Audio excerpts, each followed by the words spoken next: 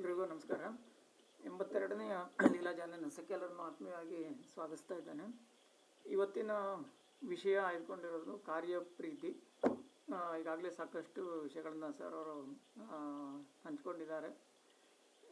ಕೆಲಸವನ್ನು ಪ್ರೀತಿಸೋದು ಹೇಗೆ, ಜೊತೆಗೆ ಪ್ರೀತಿಸಲಿಕ್ಕೆ ಕೆಲಸದಲ್ಲಿ ಇರೋದಾದರೂ ಏನು, ಶ್ರಮ ನೀಡಿ ಮರೆಯಾಗುವಂಥ ಕೆಲಸವನ್ನೇ ಪ್ರೀತಿಸೋದು ಯಾಕೆ ಪ್ರೀತಿಸಬೇಕು, ಈ ಕೆಲಸ ಪ್ರೀತಿಯಿಂದ ಲಾಭ ಏನು, ಇಂಥ ಸಾಕಷ್ಟು ವಿಚಾರಗಳನ್ನು ಪ್ರಶ್ನೆಗಳನ್ನ ಎತ್ತಿದ್ದಾರೆ. ಆ ಕುರಿತಂಥ ಒಂದು ಆಳವಾದ ಚಿಂತನೆಯ ಉಪನ್ಯಾಸ ಮೂಡಿ ಬರಲಿಕ್ಕಿದೆ. ಬಂದಂಥ ಎಲ್ಲರನ್ನೂ ಕೂಡ ಆತ್ಮೀಯವಾಗಿ ಸ್ವಾಗತಿಸ್ತಾ ಸರ್ವರನ್ನು ಸ್ವಾಗತಿಸ್ತಾ ಉಪನ್ಯಾಸ ಪ್ರಾರಂಭಿಸಬೇಕು ಅಂತ ವಿನಿಸ್ತಾ ಇದ್ದೇನೆ. ಮುಂದಿನ ವಿಷಯವಾಗಿ ಕಾರ್ಯದ್ವೇಷ, ಅದರ ನಂತರ ರಭಸ ಜೀವನ, ನಂತರ ಭಯಭೀತಿ, ಈ ಒಂದು ಅನುಕ್ರಮಣಿಕೆ ಇದೆ. ಹಾಗೆ ಮತ್ತೆ ಕೂಡ ಮುಂದಿನ ವಿಷಯ ಸೂಚಿಯನ್ನು ಕೂಡ ಉಳಿದವರು ಎಲ್ಲರೂ ಮತ್ತೆ ಯಾವ್ದಾದ್ರು ವಿಷಯಗಳ ಮೇಲೆ ಉಪನ್ಯಾಸ ಬೇಕಂತಿದ್ದರೆ ವಿಷಯವನ್ನು ಸೂಚಿಸಬೇಕು ಅಂತಲೂ ಕೂಡ ವಿನಂತಿಸ್ತಾ ಎಲ್ಲರನ್ನೂ ಮತ್ತೊಮ್ಮೆ ಆತ್ಮೀಯವಾಗಿ ಸ್ವಾಗತಿಸ್ತಾ ಸರ್ ಅವರು ಉಪನ್ಯಾಸ ಪ್ರಾರಂಭಿಸಬೇಕಾಗಿ ವಿನಿಸ್ತಾ ಇದ್ದೇನೆ.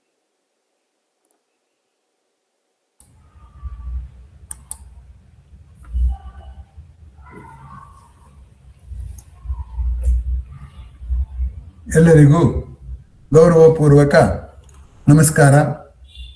ಇವತ್ತಿನ ವಿಷಯ ಅತ್ಯಂತ ಕುತೂಹಲಕರೆಯಾದ್ದು. ಯಾಕೆ ಅಂತಂದರೆ, ನಾವು ಕೆಲಸ ಮಾಡದೆ ಬದುಕೋಕ್ಕೆ ಸಾಧ್ಯ ಇಲ್ಲ. Work is our signature. ನಾವೊಂದು ಪತ್ರಕ್ಕೆ ಸಹಿ ಹಾಕಿದಾಗೆ ನಮ್ಮ ಕೆಲಸ ಸಹಿ, ನಾನು ಬದುಕಿದ್ದೆ, ನಾನು ಈ ಕೆಲಸ ಎಲ್ಲ ಮಾಡಿದ್ದೀನಿ ಅಂತ ಹೇಳುವಂಥದ್ದು. ಆದರೆ ಈ ಕೆಲಸದ ಬಗ್ಗೆ ಅತ್ಯಂತ ತದ್ವಿರುದ್ಧವಾದಂಥ ಅಭಿಪ್ರಾಯಗಳಿದೆ. ಆ ಅಭಿಪ್ರಾಯಗಳ ಹಿನ್ನೆಲೆಯಲ್ಲಿ ನಾವು ಪ್ರೀತಿಯನ್ನ ಬೆಳೆಸ್ಕೊಳ್ಳೋದು ಹೇಗೆ ಅನ್ನೋದು ನಾವು ನೋಡ್ಬೇಕಾಗಿರೋದ್ರಿಂದ ಈ ತದ್ವಿರುದ್ಧವಾದ ಅಭಿಪ್ರಾಯವನ್ನ ನಾನು ಮೊದಲು ತಮ್ಮ ಮುಂದೆ ನಿರೂಪಣೆ ಮಾಡೋದಕ್ಕೆ ಪ್ರಯತ್ನ ಪಡ್ತೇನೆ. ಕೆಲಸವನ್ನ ವರ್ಕ್ ಕಲ್ಚರ್, ಕಾರ್ಯ ಸಂಸ್ಕೃತಿ ಅಂತ ಕರೀತಾರೆ. ಸಂಸ್ಕೃತಿ ಅನ್ನೋದು ಅತ್ಯಂತ ಸಂಭಾವಿತವಾದಂಥ, ಪ್ರತಿಯೊಬ್ಬರಿಗೂ ಬೇಕಾದಂತಹ ಪದ. ಅದೇ ಕೆಲಸವನ್ನ ವರ್ಕಹಾಲಿಕ್ ಅಂತ ಕರೀತಾರೆ. ಅಂದ್ರೆ ಹೆಂಡ ಕುಡಿದು ಪ್ರಪಂಚ ಮರೆಯೋ ಹಾಗೆ ಕೆಲಸ ಮಾಡಿ ದುಃಖ ಮರೆಯುತ್ತಾರೆ. ಅದರಿಂದ ಬೇರೆ ಈ ಕೆಲಸ ಮಾಡ್ತೀನಿ ಅಂತ ಬೇರೆ ಕೆಲಸದ ಜವಾಬ್ದಾರಿ ಎಲ್ಲ ಮರೀತಾರೆ ಅನ್ನೋ ರೀತಿಯಲ್ಲಿ ನಿಂದಾತ್ಮಕವಾಗಿ ವರ್ಕಹಾಲಿಕ್ ಅಂತಲೂ ಕರೀತಾರೆ. ಹೀಗಾರೆ ಯಾವ್ದು ಸರಿ? ವರ್ಕ್ ಕಲ್ಚರ್ ಸರಿಯೋ, ವರ್ಕಹಾಲಿಕ್ ಸರಿಯೋ ಗೊತ್ತಿಲ್ಲ. ಇರ್ಲಿ, ಮುಂದಕ್ಕೆ ನೋಡೋಣ. ಇನ್ ಕೆಲವರು ವರ್ಕ್ ಅಂದ್ರೆ ಅವಮಾನ, ಕೆಲಸ ಮಾಡೋದು ಅಂದ್ರೆ ಗತಿ ಇಲ್ದೇ ಮಾಡುವಂಥದ್ದು, ನಾವು ಆಳೋದು ತುಂಬಾ ಮುಖ್ಯವಾದ್ದು ಅಂತ ಕೆಲವರು ಕೆಲಸವನ್ನ ಹೀಗಳಿತಾರೆ. ಎಲ್ರಿಗೂ MBA ಮಾಡೋಕೆ ಆಸೆ. ಯಾಕಂದ್ರೆ ಬೇರೆಯವ್ರು ಮಾಡಿದ ಕೆಲಸದ ಬಗ್ಗೆ ಯಜಮಾನಿಕೆ, ಅದು ಅಂದ್ರೆ ಮ್ಯಾನೇಜ್ಮೆಂಟ್, ನಿರ್ವಹಣಾ ಸ್ವಾರಸ್ಯವಾದ್ದು ಕೆಲಸ ಅಲ್ಲ ಅನ್ನೋ ಭಾವನೆ ಅನೇಕರಿಗೆ ಇರುವಂಥದ್ದು ವಾಸ್ತವ. ಆದ್ರಿಂದ ಕೆಲಸನ ಅವಮಾನ ಅಂತ ಕೆಲವರು ಹೇಳ್ತಾರೆ. ಕೆಲವರು ಹೇಳ್ತಾರೆ ಕೆಲಸ ಅನ್ನೋದೇ ಅಭಿಮಾನ. ನನ್ನ ತನವನ್ನ ತೋರಿಸೋಕಿರೋ ಅಪರೂಪದ ಅವಕಾಶ ಕೆಲಸ. ಅದರಿಂದ ಕೆಲಸ ನಾನು ಮಾಡಿದೀನಿ ಅನ್ನೋದು ಅಭಿಮಾನದ ಸಂಗತಿ, ಅವಮಾನದ ಸಂಗತಿ ಅಲ್ಲ ಅನ್ನುವಂತ ಭಾವ. ಅನೇಕ ಸಾರಿ ಇಂಥ ಭಾವಗಳನ್ನ ನಾವು ಗಮನಿಸ್ತೀವಿ.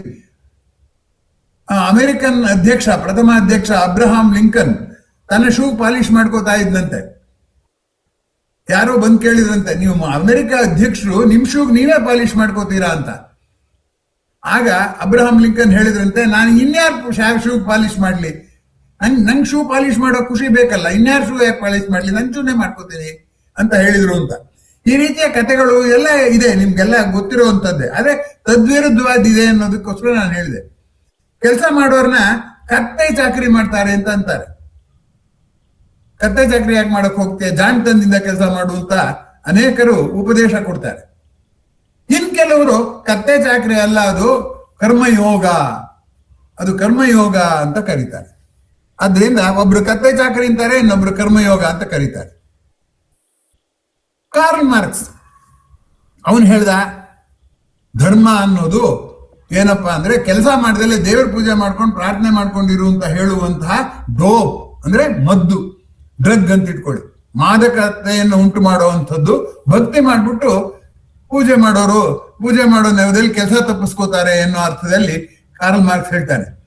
ಕೆಲವರು ಹೇಳೋದು ಉಂಟು ಹಾಗಂತ, ಏನಂದ್ರೆ some people consider work as worship, some other people consider worship as work. ಪೂಜೆ ಮಾಡೋದೇ ಒಂದು ಕೆಲಸ ಅಂತ ಅನ್ಕೋತಾರೆ ಅನ್ನೋ ಅರ್ಥದಲ್ಲಿ. ಆದರೆ ಕಾರ್ಲ್ ಮಾರ್ಕ್ಸ್ ಭಾರತೀಯ ಸಾಹಿತ್ಯ ಓದಿದ್ರೆ, ಭಕ್ತಿ ಸಾಹಿತ್ಯನ ಓದಿದ್ರೆ ಬಹುಶಃ ಹಾಗೆ ಹೇಳ್ತಿರ್ಲಿಲ್ವೇನು. ಯಾಕೆಂದ್ರೆ ರಿಲಿಜಿಯನ್, ಧರ್ಮ ಅನ್ನೋದು ಕೆಲಸ ಮಾಡೋದನ್ನ ತಪ್ಪಿಸತ್ತೆ ಅಂತ ಆದ್ರೆ ನಮ್ಮಲ್ಲಿ ಕಾಯಕವೇ ಕೈಲಾಸ ಅನ್ನುವಂಥ ಮಾತಿದೆ. ಕಾಯಕವೇ ಕೈಲಾಸ ಅನ್ನುವಂಥ ಅದು ಮಧ್ಯೆ ಕೆಲಸ ಮಾಡೋದಕ್ಕೆ ಪ್ರೇರಣೆ. ಭಗವದ್ಗೀತೆಯಲ್ಲಿದೆ ಏನಂತ ಅಂದ್ರೆ ಸಹಜಂ ಕರ್ಮ ಕೌಂತೆ, ಅದು ಸಹಜ ಕೂಡ, ಕೃತಕವೂ ಅಲ್ಲ. ಕೆಲಸ ಅನ್ನೋದು ಮಾಡ್ಲೇಬೇಕಾದದ್ದು ಸಹಜ. ಸದೋಷಮಪಿ ನತ್ಯಜೆ, ದೋಷಪೂರ್ಣವಾದ್ರೂ ನೀನು ನಿಲ್ಲಿಸಬೇಡ, ಕೆಲಸ ಮಾಡು ಅಂತ ಶ್ರೀಕೃಷ್ಣ ಹೇಳ್ತಾನೆ. ಈ ಸಾಹಿತ್ಯದ ಈ ಧೋರಣೆಯನ್ನು ನೋಡಿದ್ರೆ ತಿರ್ಗಾ ತದ್ವಿರುದ್ಧ.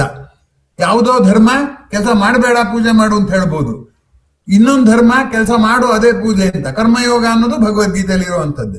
ಹೀಗಾಗಿ ನಾವು ಗೊಂದಲಕ್ಕೆ ಸಿಕ್ಕಾಕೊಂಡಿದ್ದೀವಿ ಕೆಲಸಕ್ಕೆ ಸಂಬಂಧಪಟ್ಟ ಹಾಗೆ. ನಾವು ಬೇರೆಯವರ ಜೊತೆಲಿ ಸಂಬಂಧನೆಲ್ಲ ಜಗಳ ಆಗದ ಹಾಗೆ ಜೋಪಾನಕ್ಕೆ ನೋಡ್ಕೋತೀವಿ, ನಮ್ಮ ಕೆಲಸದ ಜೊತೆಯಲ್ಲಿ ನಾವು ಜಗಳ ಆಡ್ದಾಗ ನೋಡ್ಕೊಳ್ಳೋದನ್ನ ನಾವು ಬಿಟ್ಬಿಟ್ಟಿದ್ವಿ. ಆದ್ರೆ ನಮ್ಮ ಸಹಚರಿ, ನನ್ನ ಜೀವಮಾನ ಪರ್ಯಂತ ನಮ್ಮ ಜೊತೆಲಿ ಇರುವಂತಹ ಜೀವನ ಸಂಗಾತಿ ನಾವು ಮಾಡೋ ಕೆಲಸ. ಆದ್ರಿಂದ ಅದರ ಸಂಬಂಧ ಜೀವನ ಸಂಗಾತಿ ಅಂತ ಕರೆಯೋ ಹೆಂಡತಿಯ ಜೊತೆನೆ ಸಂಬಂಧಕ್ಕಿನ್ನ ಮುಖ್ಯ ಅನ್ನುವಂಥದ್ದನ್ನು ಕೂಡ ನಾವಿಲ್ಲಿ ಗಂಭೀರವಾಗಿ ತಗೋಬೇಕಾಗಿದೆ. ಆ ಗಂಭೀರವಾಗಿ ತಗೊಳ್ಳದೆ ಹೋದ್ರೆ ನಮ್ಮ ಗ್ರಹಿಕೆ ತಪ್ಪಾಗಿರುತ್ತೆ. ಇರ್ಲಿ ಬಿಡಿ. ಈಗ ಈ ಕೆಲಸದ ಪ್ರೀತಿಯ ಬಗ್ಗೆ ನನ್ನ ಉಪನ್ಯಾಸ ಪ್ರಾರಂಭ ಮಾಡ್ತೀನಿ. ಮೊದಲು ಕೆಲಸದ ಬಗ್ಗೆ ಇರುವ ದ್ವಂದ್ವವನ್ನು ನಾನು ಈವರೆಗೂ ಪರಿಚಯ ಮಾಡಿಕೊಟ್ಟೆ, 4-5 ದ್ವಂದ್ವಗಳನ್ನ. ಈಗ ಆ ದ್ವಂದ್ವದ ಮಧ್ಯದಲ್ಲಿ ಪ್ರೀತಿಸ್ಬೇಕು. ದ್ವಂದ್ವ ಇಲ್ದಿದ್ರೆ ಪ್ರೀತಿಸೋದು ಸುಲಭ. ಕೆಲಸದ ಬಗ್ಗೆ ಕೆಲಸಕ್ಕೂ ನನಗೂ ಇರೋ ಸಂಬಂಧದಲ್ಲೇ ದ್ವಂದ್ವ ಇದ್ರೆ ಪ್ರೀತಿ ತೋರಿಸೋದು ಹೇಗೆ? ದ್ವಂದ್ವರಹಿತ ಸ್ಥಿತಿ ಪ್ರೀತಿ ಅನ್ನುವಂಥದ್ದು. ಕೆಲಸದ ಬಗ್ಗೆ ಈ ಬೇರೆ ಬೇರೆ ಜನರ ಅಭಿಪ್ರಾಯ ಎಲ್ಲವನ್ನು ಕೇಳ್ಬಿಟ್ರೆ ನಮ್ಗೆ ಹುಚ್ಚಿಡ್ದು ಹೋಗುತ್ತೆ.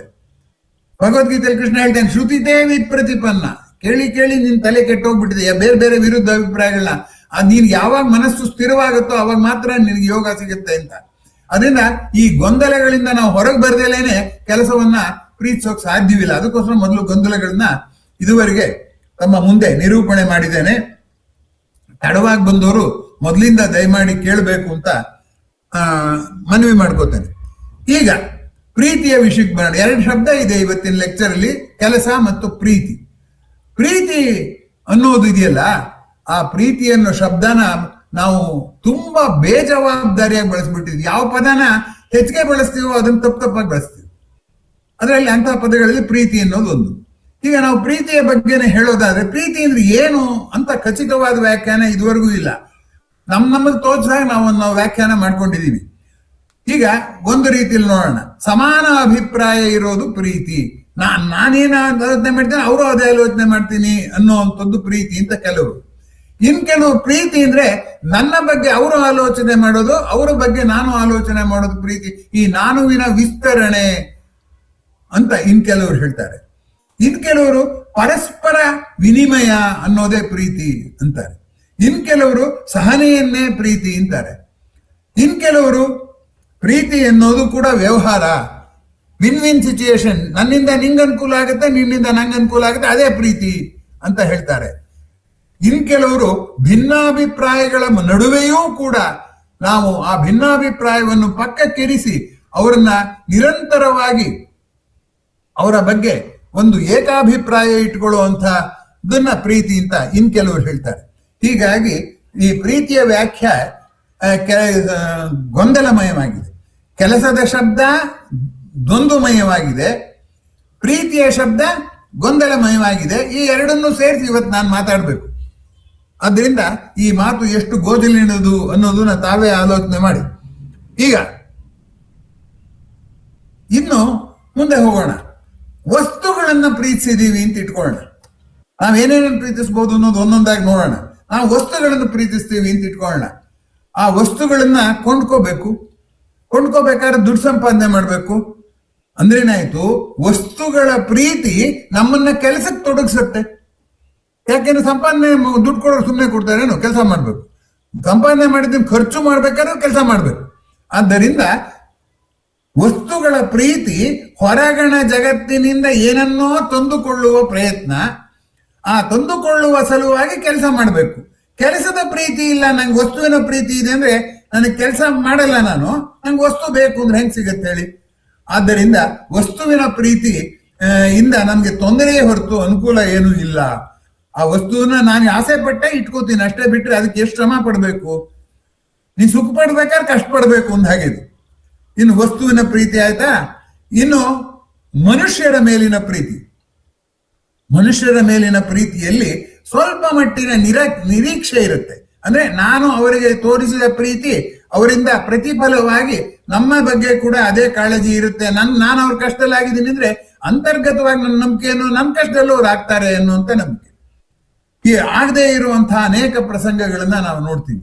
ನಮಗೆ ಗೊತ್ತು ಮನುಷ್ಯರನ್ನ ಪ್ರೀತಿ ಇದೆ ಅನ್ನೋದು ವಿಶ್ವಾಸಾರ್ಹವಲ್ಲ ಅಂತ.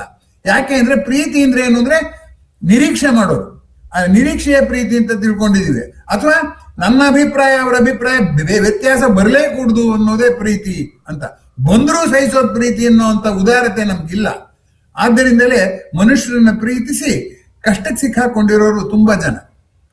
ಅವರೆಲ್ಲ ಏನ್ ಹೇಳ್ತಾರೆ ಅಂದ್ರೆ, ಈ ಪ್ರೀತಿಗಿನ ಸುಮ್ಮನಿದ್ರೆ ಎಷ್ಟೋ ವಾಸಿ, ನಾವು ಒಬ್ಬನೇ ಇದ್ರೆ ಎಷ್ಟೋ ಹಾಯಾಗಿರುತ್ತೆ. ಇನ್ನು ಇಬ್ರು ಒಂದೇ ವಿಷಯಕ್ಕೆ ಚರ್ಚೆ ಮಾಡಿ ಒಬ್ಬೊಬ್ರು ಒಂದೊಂದು ಅಭಿಪ್ರಾಯ ಹೇಳಿ, ಇವರು ನಾಕಸ್ತೂರಿ ಅವ್ರು ಹೇಳಿದಾಗೆ ವಾದೇ ವಾದೇ ಜಾಯತೆ ತತ್ವಬೋಧ ಅಲ್ಲ, ವಾದೇ ವಾದೇ ಜಾಯತೆ ತಪ್ಪು ಬೋಧ. ಹಾಗಾಗಿ ಮಿಸ್ಅಂಡರ್ಸ್ಟ್ಯಾಂಡಿಂಗ್ ಬೆಳೀತಾ ಹೋಗುತ್ತೆ ಅಂತ. ಮನುಷ್ಯರ ಪ್ರೀತಿಯಲ್ಲೂ ತುಂಬಾ ತಾಪತ್ರಯಗಳಿದೆ. ನಾವು ಅನ್ಕೊಂಡಷ್ಟು ಅದ್ದೂರಿ ಪ್ರೀತಿ ದೈವ ಅಂತೆಲ್ಲ ಅದ್ದೂರೀಕರಿಸಬಹುದು. ಆದ್ರೆ ಪ್ರೀತಿಯ ಅನುಭವದಲ್ಲಿ ನೋವು ನಲಿವುಗಳ ಅಲೆ ಇದ್ದೇ ಇದೆ. ಅದರಿಂದ ನಮ್ಗೇನ್ ಬಿಡುಗಡೆ ಸಿಗೋದಿಲ್ಲ, ಕಷ್ಟ ಸುಖದ ಅಲೆಗಿಂತ ಬಿಡುಗಡೆ ಸಿಗೋದಿಲ್ಲ ಪ್ರೀತಿಯಿಂದ ಅಂತ ಅನೇಕರಿಗೆ ಈಗಾಗಲೇ ಗೊತ್ತಾಗಿದೆ. ಅರೆ ಗೊತ್ತಾಗಿದೆ, ನಿಮ್ಗೆ ಹೇಗೆ ಗೊತ್ತು ಅಂತ ನೀವು ಹೇಳ್ಬೋದು. ಅದಕ್ಕೆ ಕೆಲವರು ಏನ್ ಮಾಡ್ತಾರೆ, ಪ್ರಾಣಿಗಳನ್ನು ಪ್ರೀತಿಸ್ತಾರೆ. ಯಾಕೆಂದ್ರೆ ಪ್ರಾಣಿಗೆ ಬೇರೆ ಪ್ರಪಂಚ ಇಲ್ಲ, ಮನಸ್ಸು ಚಂಚಲವಾಗಕ್ಕೆ ಸಾಧ್ಯವಿಲ್ಲ. ಊಟ ಆದಾಗೆಲ್ಲ ನಿಮಗೆ ಜ್ಞಾಪಿಸ್ಕೊಳುತ್ತೆ, ನೀವು ಊಟ ಹಾಕ್ತೀರಾ, ಅದು ನಿಮಗೆ ಪ್ರೀತಿ ತೋರಿಸುತ್ತೆ. ಆದ್ರಿಂದ ಪ್ರತಿಯಾಗಿ ಪ್ರೀತಿ ಬಯಸೋರೆಲ್ಲರೂ ಕೂಡ ಮನುಷ್ಯನ ಪ್ರೀತಿಸೋದಕ್ಕಿನ್ನ ಆ ಪ್ರಾಣಿನ ಪ್ರೀತಿಸೋದು ವಾಸಿ ಅಂತ ಪ್ರಾಣಿಯನ್ನ ಪ್ರೀತಿಸೋರು ಕೆಲವರಿದ್ದಾರೆ. ಆ ಪ್ರಾಣಿಯನ್ನ ಪ್ರೀತಿಸೋದ್ರಲ್ಲಿ ಒಂದು ಅನುಕೂಲ ಇದೆ. ಅವರು ನಿರೀಕ್ಷೆ ಮಾಡಿದಾಗೆ ಕೆಲವು ಸರಿ ನಾವು ತೋರಿದ ಪ್ರೀತಿಗೆ ಸಕಾರಾತ್ಮಕವಾದ ಪ್ರತಿಕ್ರಿಯೆ ಆ ಪ್ರಾಣಿಯಿಂದ ಬರುತ್ತೆ, ನಿಜ. ಆದ್ರೆ ಆ ಪ್ರಾಣಿಯನ್ನ ನಾವು ಸಾಕ್ಬೇಕಲ್ಲ, ಅದು ತಿರ್ಗಾ ನಮ್ಮನ್ನ ಕೆಲಸಕ್ಕೆ ತೊಡಗಿಸುತ್ತೆ. ನಾವು ಮನೆ ಬಿಟ್ಟು ಹೋಗೋ ಹಾಗಿಲ್ಲ. ನಾಯಿ ಸಾಕಿರೋರು ಯಾರು ಮನೆಗೆ ನಮ್ಮೂರಿಗೆ ಬನ್ನಿ, ಒಂದ್ 3 ದಿವಸ ಇದ್ ಬನ್ನಿ ನೀವು ಗಂಡ ಹೆಂಡತಿ ಅಂತಂದ್ರೆ ಅವ್ರು ಬಡ್ಡಿ ಆಗಿಲ್ಲ. ಯಾಕೆ ನಾಯಿನ ಯಾರು ನೋಡ್ಕೋಬೇಕು? ಹೀಗಾಗಿ ಈ ಪ್ರಾಣಿಗಳನ್ನ ಸಾಕೋದ್ರಲ್ಲಿ ಕೂಡ ಸಮಸ್ಯೆ ಇದೆ. ಪ್ರಾಣಿಗಳನ್ನ ಸಾಕಿದ್ರೆ ನಮಗೆ ಅವುಗಳ ಪ್ರೀತಿಯನ್ನ ತೋರಿಸುತ್ತೆ, ನಿಜ. ನಮ್ಮ ಗುರಿ ಪ್ರೀತಿ ಒಂದೇ ಅಲ್ವಲ್ಲ, ನಮ್ಮ ಇಬ್ಬರ ತಿಳುವಳಿಕೆಯ ಮಟ್ಟನೂ ಹೆಚ್ಚಾಗುವಂಥದ್ದು ಪ್ರೀತಿಯಿಂದ ಆಗಬೇಕಾದ ಲಾಭ. ಇಬ್ಬರ ತಿಳುವಳಿಕೆ ಮಟ್ಟನೂ ಹೆಚ್ಚಾಗುವುದು ಅಷ್ಟರಲ್ಲೇ ಇದೆ. ನಾವು ನಾಯಿನ ಸಾಕಿದ್ರೆ ನಾಯಿಗೇನೋ ಒಂದಿಷ್ಟು ಅಲ್ಲಿ ಚೆಂಡ್ ಹೆಸರು ತಗೊಂಡ್ಬಂದು ಹೇಳ್ಕೊಡ್ಬೋದು ಅಷ್ಟೇ. ಅದರಿಂದ ಆಚೆಗೆ ಅದಕ್ಕೆ ಇಂಗ್ಲಿಷ್ ಹೇಳ್ಕೊಡಕ್ಕಾಗಲ್ಲ, ಕನ್ನಡ ಹೇಳ್ಕೊಡಕ್ಕಾಗಲ್ಲ. ಹಾಗೆ ನಾವು ಆ ನಾಯಿಯಿಂದ ಏನ್ ಕಲ್ತ್ಕೊಂಡ್ವಿ ಅದು ಕೂಡ ಕಡಿಮೆನೆ. ಹಾಗಾಗಿ ಏನಾಯ್ತಪ್ಪ ಇದರಿಂದ ಅಂತಂದ್ರೆ, ಪ್ರಾಣಿಯನ್ನು ಪ್ರೀತಿಸೋದು ಏನಂತ ಸುಖವಾದಂತ ಸಂಗತಿ ಅಲ್ಲ.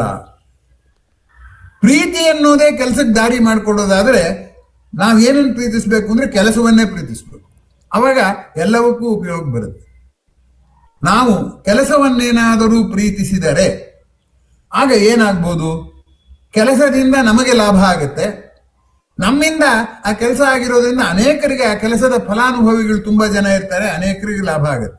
ಅದರಿಂದ ಕೆಲಸದ ಪ್ರೀತಿಯಿಂದ ನಾವು ಇಬ್ಬರಿಗೂ ಲಾಭ ಆಗುವಂತಹ ಪ್ರೀತಿ ಕೆಲಸದ ಪ್ರೀತಿ ಮಾತ್ರ. ಬೇರೆ ಯಾವ ಪ್ರೀತಿಯೂ ಇಬ್ಬರಿಗೂ ಲಾಭ ಆಗುವಂಥದ್ದಲ್ಲ.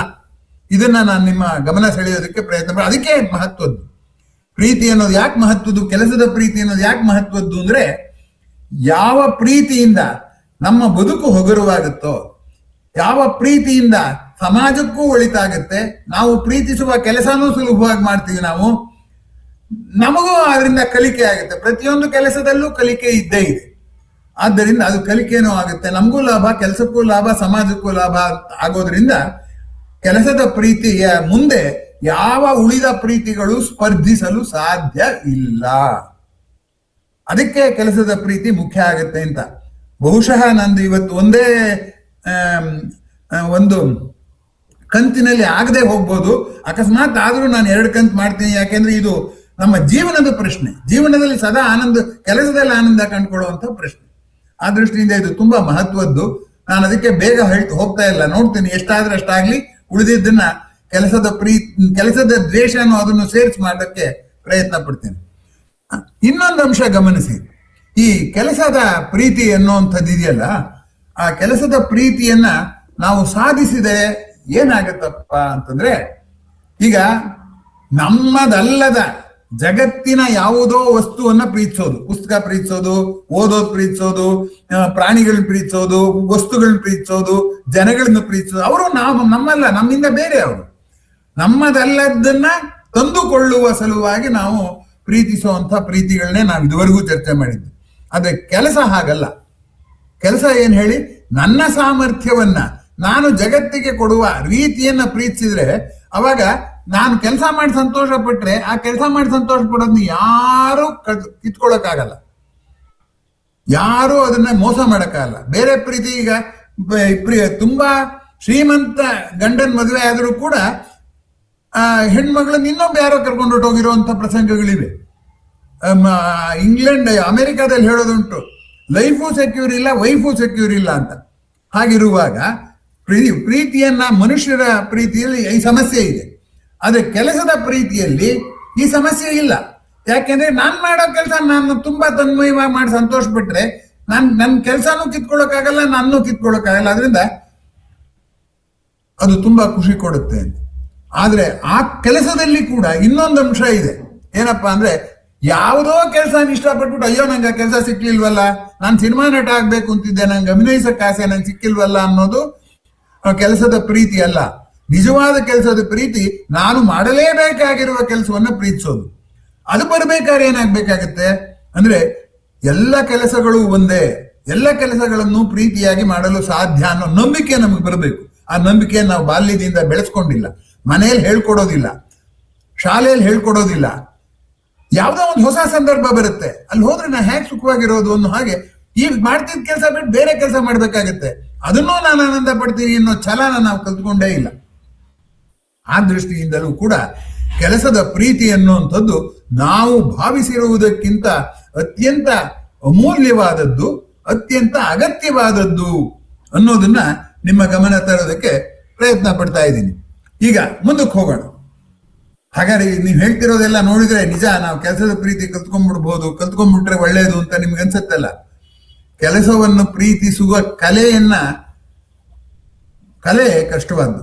ಪ್ರೀತಿಸಿದ ಮೇಲೆ ಎಲ್ಲರಿಗೂ ಅನುಕೂಲ ಆಗುತ್ತೆ. ಕಲೆಯನ್ನು ಪ್ರೀತಿಸುವುದೇ ಒಂದು ಕಷ್ಟದ ಕೆಲಸ. ಈಗ ಕೆಲಸ ಅನ್ನೋದನ್ನೇ ತಗೊಳ್ಳೋಣ.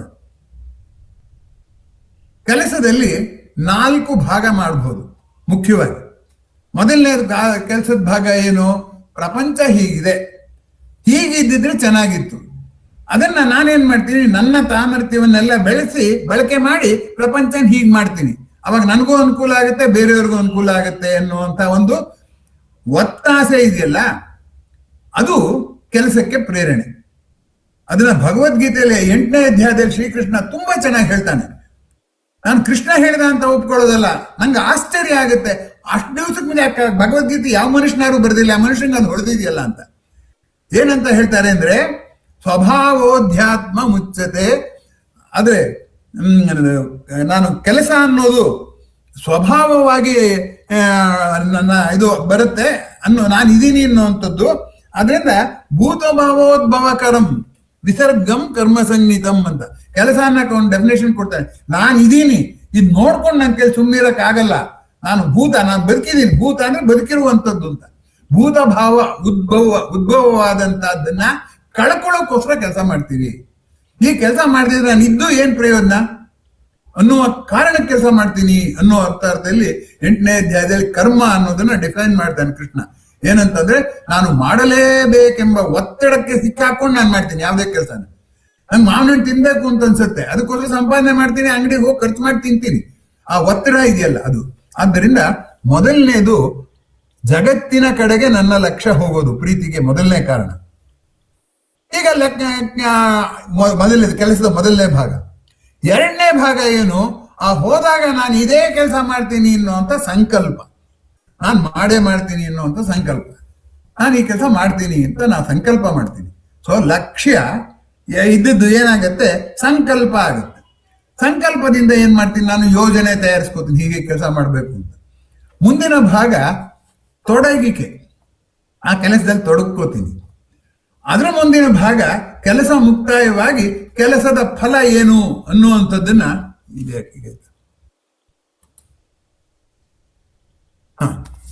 ಕೆಲಸ ಮುಕ್ತಾಯವಾಗಿ ಕೆಲಸದ ಫಲ ಏನು ಅನ್ನೋದಿದೆಯಲ್ಲ, ಅದು ಕೆಲಸದ ಒಂದು ಭಾಗ. ಅಲ್ಲಿಗೆ ಲಕ್ಷ್ಯ, ಸಂಕಲ್ಪ, ಕೆಲಸದಲ್ಲಿ ತೊಡಗುವಿಕೆ, ಕೆಲಸದ ಫಲ. ಈಗ ಹಾಗಾದ್ರೆ ಕೆಲಸವನ್ನ ಪ್ರೀತಿಸು ಅಂದ್ರೆ ಯಾವುದನ್ನು ಪ್ರೀತಿಸಬೇಕು? ಪ್ರೀತಿಸೋದಾದ್ರೂ ಹೇಗೆ? ಇದು ಗಮನಿಸಬೇಕಾದ್ದು. ಹಾಗೆ ನೋಡಿದ್ರೆ ಲಕ್ಷ್ಯವನ್ನ ಪ್ರೀತಿಸಕ್ ಹೋಗ್ತೀವಿ ಅಂತ ಇಟ್ಕೊಳ್ಳೋಣ. ನಮ್ಮ ಮನಸ್ಸು ನಾವು ಹೇಳ್ದಾಗ ಕೇಳೋದಿಲ್ಲ. ಅದು ನಾವು ಪ್ರಪಂಚ ನೋಡ್ತೀವಿ, ಅದ್ರಲ್ಲಿ ನಮ್ಗೆ ಯಾವ್ದೋ ಇದಿಷ್ಟ ಆಗ್ಲಿ ಅನ್ಕೊಂಡು ಅದು ಇನ್ನೊಂದು ಇಷ್ಟ ಅಂತ ಹೇಳ್ತದೆ. ಆದ್ದರಿಂದ ಲಕ್ಷ್ಯ ನಮ್ಮ ಕೈಲಿಲ್ಲ. ಅದನ್ನ ನನ್ನ ಮನಸ್ಸು ಮಾಡಿದ್ದನ್ನ ನಾನು ಪ್ರೀತಿಸ್ತಿದ್ದೀನಿ ಅಷ್ಟೇ ಹೊರತು ನಾನು ಹೇಳಿದ್ದನ್ನ ನನ್ನ ಮನಸ್ಸು ಮಾಡ್ತಾ ಇಲ್ಲ. ಅದರಿಂದ ಲಕ್ಷ್ಯವನ್ನು ಪ್ರೀತಿಸೋದು ಕಷ್ಟ. ಹೋಗ್ಲಿ, ಸಂಕಲ್ಪವನ್ನು ಪ್ರೀತಿಸಿದ್ರೆ ಸಂಕಲ್ಪ ಮಾಡುವಾಗಲೇ ಗೊತ್ತು ಈ ಕೆಲಸ ಎಲ್ಲ ನಾನೇ ಮಾಡ್ಬೇಕಾಗತ್ತೆ, ನನಗೆ ಕೆಲಸದ ಒತ್ತಡ ಹೆಚ್ಚಾಗುತ್ತೆ ಅನ್ನುವಂಥದ್ದು ಕೂಡ ಗೊತ್ತಾಗುತ್ತೆ. ಅದರಿಂದ ಲಕ್ಷ್ಯವನ್ನು ಪ್ರೀತಿಸೋದು ಕಷ್ಟ, ಸಂಕಲ್ಪವನ್ನು ಪ್ರೀತಿಸೋದು ಕಷ್ಟ. ಜೊತೆಗೆ ಸಂಕಲ್ಪ ಮಾಡ್ಬಿಡ್ತೀನಿ, ಆ ಕೆಲಸ ಮುಗಿಯೋವರೆಗೂ ಅಯ್ಯೋ ಅದಾಗತ್ತೋ ಹೋಗುತ್ತೋ, ಕೆಟ್ಟೋದ್ರೆ ಏನ್ ಮಾಡ್ಲಿ, ನಾನು ಮಾಡಿದ್ ಸರಿಯೋ ತಪ್ಪೋ, ಈ ರೀತಿಯ ಗೊಂದಲಗಳು ಕೂಡ ತೊಡಗಿಕೆಯಲ್ಲಿ ಸಂಕಲ್ಪದಲ್ಲಿ ಇರುತ್ತೆ. ಆದ್ದರಿಂದ ಈ ಗೊಂದಲವನ್ನ ನಾನು ಪ್ರೀತಿಸೋಕ್ ಸಾಧ್ಯವಿಲ್ಲ. ಅದರಿಂದ ಕೆಲಸದ ಲಕ್ಷ್ಯವನ್ನು ಪ್ರೀತಿಸೋ ಸಾಧ್ಯ ಇಲ್ಲ. ಕೆಲಸದ ದ್ವಂದ್ವವನ್ನ ಪ್ರೀತಿಸೋಕ್ ಸಾಧ್ಯವಿಲ್ಲ. ಇನ್ನು ಕೆಲಸದ ಫಲ, ಅದನ್ನು ಪ್ರೀತಿಸ್ಬೇಕು ಅಂದ್ರೆ ನಾನು ಒಳ್ಳೆ ಉದ್ದೇಶ ಇಟ್ಕೊಂಡು ಮಾಡ್ಬೋದು, ಅದು ಆಗೋದು ಏನಾಗುತ್ತೋ ಗೊತ್ತಿಲ್ಲ. ಫಲಾಪೇಕ್ಷೆ ಇರಬಾರದು, ನಿಷ್ಕಾಮ ಕರ್ಮ ಅಂತ ಕೃಷ್ಣನೇ ಹೇಳ್ತಾನೆ. ಆದ್ದರಿಂದ ಲಕ್ಷ್ಯವನ್ನು ಪ್ರೀತಿಸೋಕ್ ಸಾಧ್ಯವಿಲ್ಲ, ಸಂಕಲ್ಪವನ್ನು ಪ್ರೀತಿಸೋಕ್ ಸಾಧ್ಯವಿಲ್ಲ, ತೊಡಗುವಿಕೆಯನ್ನು ಪ್ರೀತಿಸೋಕ್ ಸಾಧ್ಯವಿಲ್ಲ, ಮತ್ತೆ ಕೆಲಸದ ಫಲವನ್ನು ಪ್ರೀತಿಸೋಕ್ ಸಾಧ್ಯವಿಲ್ಲ. ಇರೋದೇ ನಾಲ್ಕು ಇಲ್ಲದೆ ಕೆಲಸವನ್ನು ಪ್ರೀತಿಸೋದು ಹೇಗೆ? ಈ ಪ್ರಶ್ನೆಗಳೇ ನಮಗೆ ಬಂದಿಲ್ಲ. ಯಾಕೆಂದ್ರೆ ನಾವು ಅದೆಲ್ಲ ಯೋಚನೆ ಮಾಡಕ್ ಹೋಗಿಲ್ಲ. ನಂಗೆ ಇಷ್ಟ ಆದ್ ಮಾಡ್ತೀವಿ, ಇಲ್ಲಿ ಸುಮ್ಮನೆ ಇದ್ಬಿಡ್ತೀವಿ. ಯಾವಾಗ ನಾವು ನಮ್ಮ ಆಲೋಚನೆಯನ್ನು ಬೆರೆಸಿ ಆಳವಾಗಿ ತಿಳ್ಕೊಳ್ಳೋಕೆ ಪ್ರಾರಂಭ ಮಾಡ್ತೀವೋ ಆಗ ನಮ್ಗೆ ಅದರ ಮೇಲೆ ನಿಯಂತ್ರಣ ಬರುತ್ತೆ. ಅದ್ ಬಿಟ್ಬಿಟ್ಟು ನಾನು ಸುಮ್ಮನೆ ಕೂತಿದ್ದ ಕಡೆಗೆ ನಂಗೆಲ್ಲ ಆಲೋಚನೆಗಳು ಬರಬೇಕು ಅಂದ್ರೆ ಬರೋದಿಲ್ಲ. ಆ ದೃಷ್ಟಿಯಿಂದ ಕೆಲಸದ ಪ್ರೀತಿ ನಾವಂದುಕೊಂಡಷ್ಟು ಸರಳವಲ್ಲ ಅನ್ನುವಂಥದ್ದು ಗಮನಿಸ್ಬೇಕು. ಆದರೆ ಇನ್ನೂ ಒಂದು ಅಂಶ ಇದೆ. ಹೋಗ್ಲಿ ಬಿಡಿ, ಕೆಲಸ ಸವಾಸ ಬೇಡ, ದೇವ್ರ ಪೂಜೆ ಮಾಡ್ಕೊಂಡಿದ್ಬೇಡ, ದೇವ್ರ ಧ್ಯಾನ ಮಾಡ್ಕೊಂಡಿದ್ಬೇಡ, ಕೆಲಸನೇ ಮಾಡೋದ್ ಬೇಡ ಅಂತ ನಾವೇನಾದ್ರು ಅನ್ಕೋತೀವಿ ಅಂತ ಇಟ್ಕೊಳ್ಳೋಣ, ಆಗ್ಲೂ ಸಮಸ್ಯೆ ಆಗುತ್ತೆ. ಯಾಕೆಂದ್ರೆ ಕೆಲಸ ಇಲ್ಲದೆ ಇದ್ರೆ ಯಾರು ಊಟ ಹಾಕ್ತಾರೆ ನಮ್ಗೆ? ಕೆಲಸ ಇಲ್ದಿದ್ರೆ ಬೋರ್ ಆಗುತ್ತೆ, ಸುಮ್ಮನಿರೋಕ್ಕೂ ಆಗಲ್ಲ. ಅದಕ್ಕೆ ಸಹಜಂ ಕರ್ಮ ಕೌಂತೆಯ ಅಂತ ಕೃಷ್ಣ ಹೇಳಿದ್ದಾನೆ. ಜೊತೆಗೆ ಅನ್ನ ಗಳಿಸೋದಕ್ಕೆ ಕೆಲಸ ಮಾಡಬೇಕು, ಅನ್ನ ಜೀರ್ಣಿಸ್ಕೊಳ್ಳೋಕೆ ಕೆಲಸ ಮಾಡಬೇಕು. ಮಾಡದೇ ಇದ್ರೆ ಏನಾಗುತ್ತೆ? ಅನ್ನ ತಿನ್ಬಿಟ್ಟು ನೀವು ಸುಮ್ ಕೂತ್ಕೊಂಡಿದ್ರೆ ಅದೇನಾಗುತ್ತದು? ಇತ್ಲಾಗೆ ದೇಹದ ಆರೋಗ್ಯ ಕೆಡುತ್ತೆ, ಜನರ ಜೊತೆ ಬಾಂಧವ್ಯ ಬೆಳೆಯೋದಿಲ್ಲ. ಏನು ಕೆಲಸ ಮಾಡದೇ ಇರೋರು ಯಾರು ಇಷ್ಟಪಡ್ತಾರೆ? ಸ್ವರ್ಗವೂ ಸಿಗೋದಿಲ್ಲ. ಖಂಡಿಸದೆ ಕರ್ಣವನ್ನು ದಂಡಿಸದೆ ದೇಹವನ್ನು ಉಂಡುಂಡು ಸ್ವರ್ಗಕ್ಕೆ ಹೋಗುವಡೆ ಅದನ್ನೇನು ರಂಡೆ ಆಳುವಳೆ ಸರ್ವಜ್ಞ ಅಂತ ಸರ್ವಜ್ಞ ಗುಡುಗ್ತಾನೆ. ಕೆಲಸ ಮಾಡ್ದಲೇ ಹೋಗ್ಬಿಡ್ತೀರಾ ನೀವು ಸ್ವರ್ಗಕ್ಕೆ ಅಂತ ಹೇಳ್ಬಿಟ್ಟು ಸರ್ವಜ್ಞ ಗುಡುಗ್ತಾನೆ. ಅದೆಲ್ಲ ಬಿಟ್ಟುಬಿಡಿ. ಈ ಒಂದು ದೇಹದ ಸುಸ್ಥಿತಿಗೆ ನಾವು ಕೆಲಸ ಮಾಡಬೇಕು ಅಂತ ಆಯ್ತು. ಯಾಕೆಂದ್ರೆ ರಕ್ತ ಪರಿಚಲನೆ ಎಲ್ಲ ಆಗ್ಬೇಕಲ್ಲ. ನಾವು ಒಂದೇ ಕಡೆ ಕೂತ್ಕೊಂಡ್ರೆ ಪಾಸ್ಚರಲ್ ಪ್ರಾಬ್ಲಮ್ ಬರುತ್ತೆ. ಆ ಪಾಸ್ಚರಲ್ ಪ್ರಾಬ್ಲಮ್ ಹೋಗೋದಕ್ಕೂ ಕೂಡ ನಾವು ಕೆಲಸ ಮಾಡ್ಬೇಕಾಗುತ್ತೆ. ಏಕಭಂಗಿಯಿಂದ ಆಗಿ ಏನಾಗುತ್ತೆ? ನೋವು ಬರುತ್ತೆ. ಅದೆಲ್ಲ ಹೋಗ್ಬೇಕಾದ್ರೆ ನಾವು ಕೆಲಸ ಮಾಡ್ಬೇಕಾಗುತ್ತೆ. ಆ ದೃಷ್ಟಿಯಿಂದ ಕೆಲಸ ಮಾಡೋದು ಎಷ್ಟು ಕಷ್ಟವೋ ಮಾಡದೇ ಇದ್ರೆ ಅಷ್ಟು ತಾಪತ್ರಯಗಳಿವೆ. ಅದನ್ನು ಕೂಡ ನಾವು ಗಮನಿಸಬೇಕು. ಅದರಿಂದ ಮಾಡೋದು ಕಷ್ಟ, ಮಾಡದೇ ಇರೋದು ಕಷ್ಟ. ಪುರಂದರದಾಸರು ಹೇಳಿದಾಗೆ ಇಲ್ಲಿರಲಾರೆ ಅಲ್ಲಿಗೆ ಹೋಗಲಾರೆ ಅನ್ನುವ ಸ್ಥಿತಿ ಬರುತ್ತೆ. ಇನ್ನು ಇದಲ್ಲದೇನೆ ಎಲ್ಲದಕ್ಕಿಂತ ಮುಖ್ಯವಾಗಿ ಮನಸ್ಸಿದೆಯಲ್ಲ, ಆ ಮನಸ್ಸು ನಾವೇನಾದ್ರೂ ಸುಮ್ಮನೆ ಕೂತ್ಕೊಂಡ್ರೆ ಇಟ್ ಬಿಕಮ್ಸ್ ಹೈಪರ್ ಆಕ್ಟಿವ್. ಹೆಚ್ಚು ಚುರುಕಾಗ್ಬಿಡುತ್ತೆ. ನೀವು ದೇಹಕ್ಕೆ ಬೆಡ್ ರೆಸ್ಟ್ ಕೊಟ್ರೆ ಮನಸ್ಸು ಸಿಕ್ಕಾಪಟ್ಟೆ ಚಂಚಲವಾಗುತ್ತೆ. ಆದ್ರಿಂದ ಮನಸ್ಸನ್ನ ಕಟ್ಟಿ ಹಾಕೋಬೇಕಾದ್ರೆ ಬೇರೆ ಇನ್ಯಾವ ದಾರಿಯೂ ಇಲ್ಲ, ಎರಡೇ ದಾರಿ ಇರೋದು. ಮನಸ್ಸನ್ನು ಕಟ್ಟಿ ಹಾಕೋಕೆ ಎರಡೇ ದಾರಿ, ಒಂದು ಕೆಲಸ ಮಾಡೋದು, ಇನ್ನೊಂದು ಆಲೋಚನೆ ಮಾಡೋದು. ಈ ಎರಡು ಬಿಟ್ಟು ಬೇರೆ ಇನ್ಯಾವ ದಾರಿನೂ ಇಲ್ಲ. ಅದಕ್ಕೆ ಕೆಲಸ ಮಾಡೋದನ್ನ ಕರ್ಮಯೋಗ ಅಂತ ಕರೀತಾರೆ, ಆಲೋಚನೆ ಮಾಡೋದನ್ನ ಜ್ಞಾನಯೋಗ ಅಂತ ಕರೀತಾರೆ. ಈಗ ನಾವು ಆಲೋಚನೆ ಮಾಡ್ತಿದ್ದೀವಿ ಅಂತ ಇಟ್ಕೊಳ್ಳೋಣ. ಆವಾಗ ಚಿಂತೆ ಬಂದು ಬಾಧಿಸಿ ನೀನ್ ಹೇಗೆ ಆಲೋಚನೆ ಮಾಡ್ತೀಯ, ಇಷ್ಟು ಚಿಂತೆ ನಿನಗಿದೆ, ಚಿಂತೆ ಅನುಭವಿಸೋದು ಬಿಟ್ಬಿಟ್ಟು ನೀನು ಹೆಂಗೆ ಆಲೋಚನೆ ಮಾಡ್ತೀಯ ಅಂತ ಸವಾಲ್ ಹಾಕತ್ತೆ. ನಮ್ಮ ಆರ್ ಮಿತ್ರ ಅವರು ಒಂದು ಲೇಖನದಲ್ಲಿ ಬರೆದಿದ್ರು. ಅವರು ಹಿಂದಿನ ಒಂದು ನಾಟಕ ಇತ್ತು. ಆ ನಾಟಕದಲ್ಲಿ ಒಬ್ಬ ಪಾತ್ರ ಬಂದು ಹೇಳ್ತಾನೆ, ನಾನೊಂದು ಮದುವೆಯ ಮಾಡಿಕೊಂಬೆ, ಅದರ ಆನಂದವನ್ನು ನಿಮಗೆ ಹೇಳಿಕೊಂಬೆ ಅಂತ ಹಾಡಿನ ಪ್ರಾರಂಭ.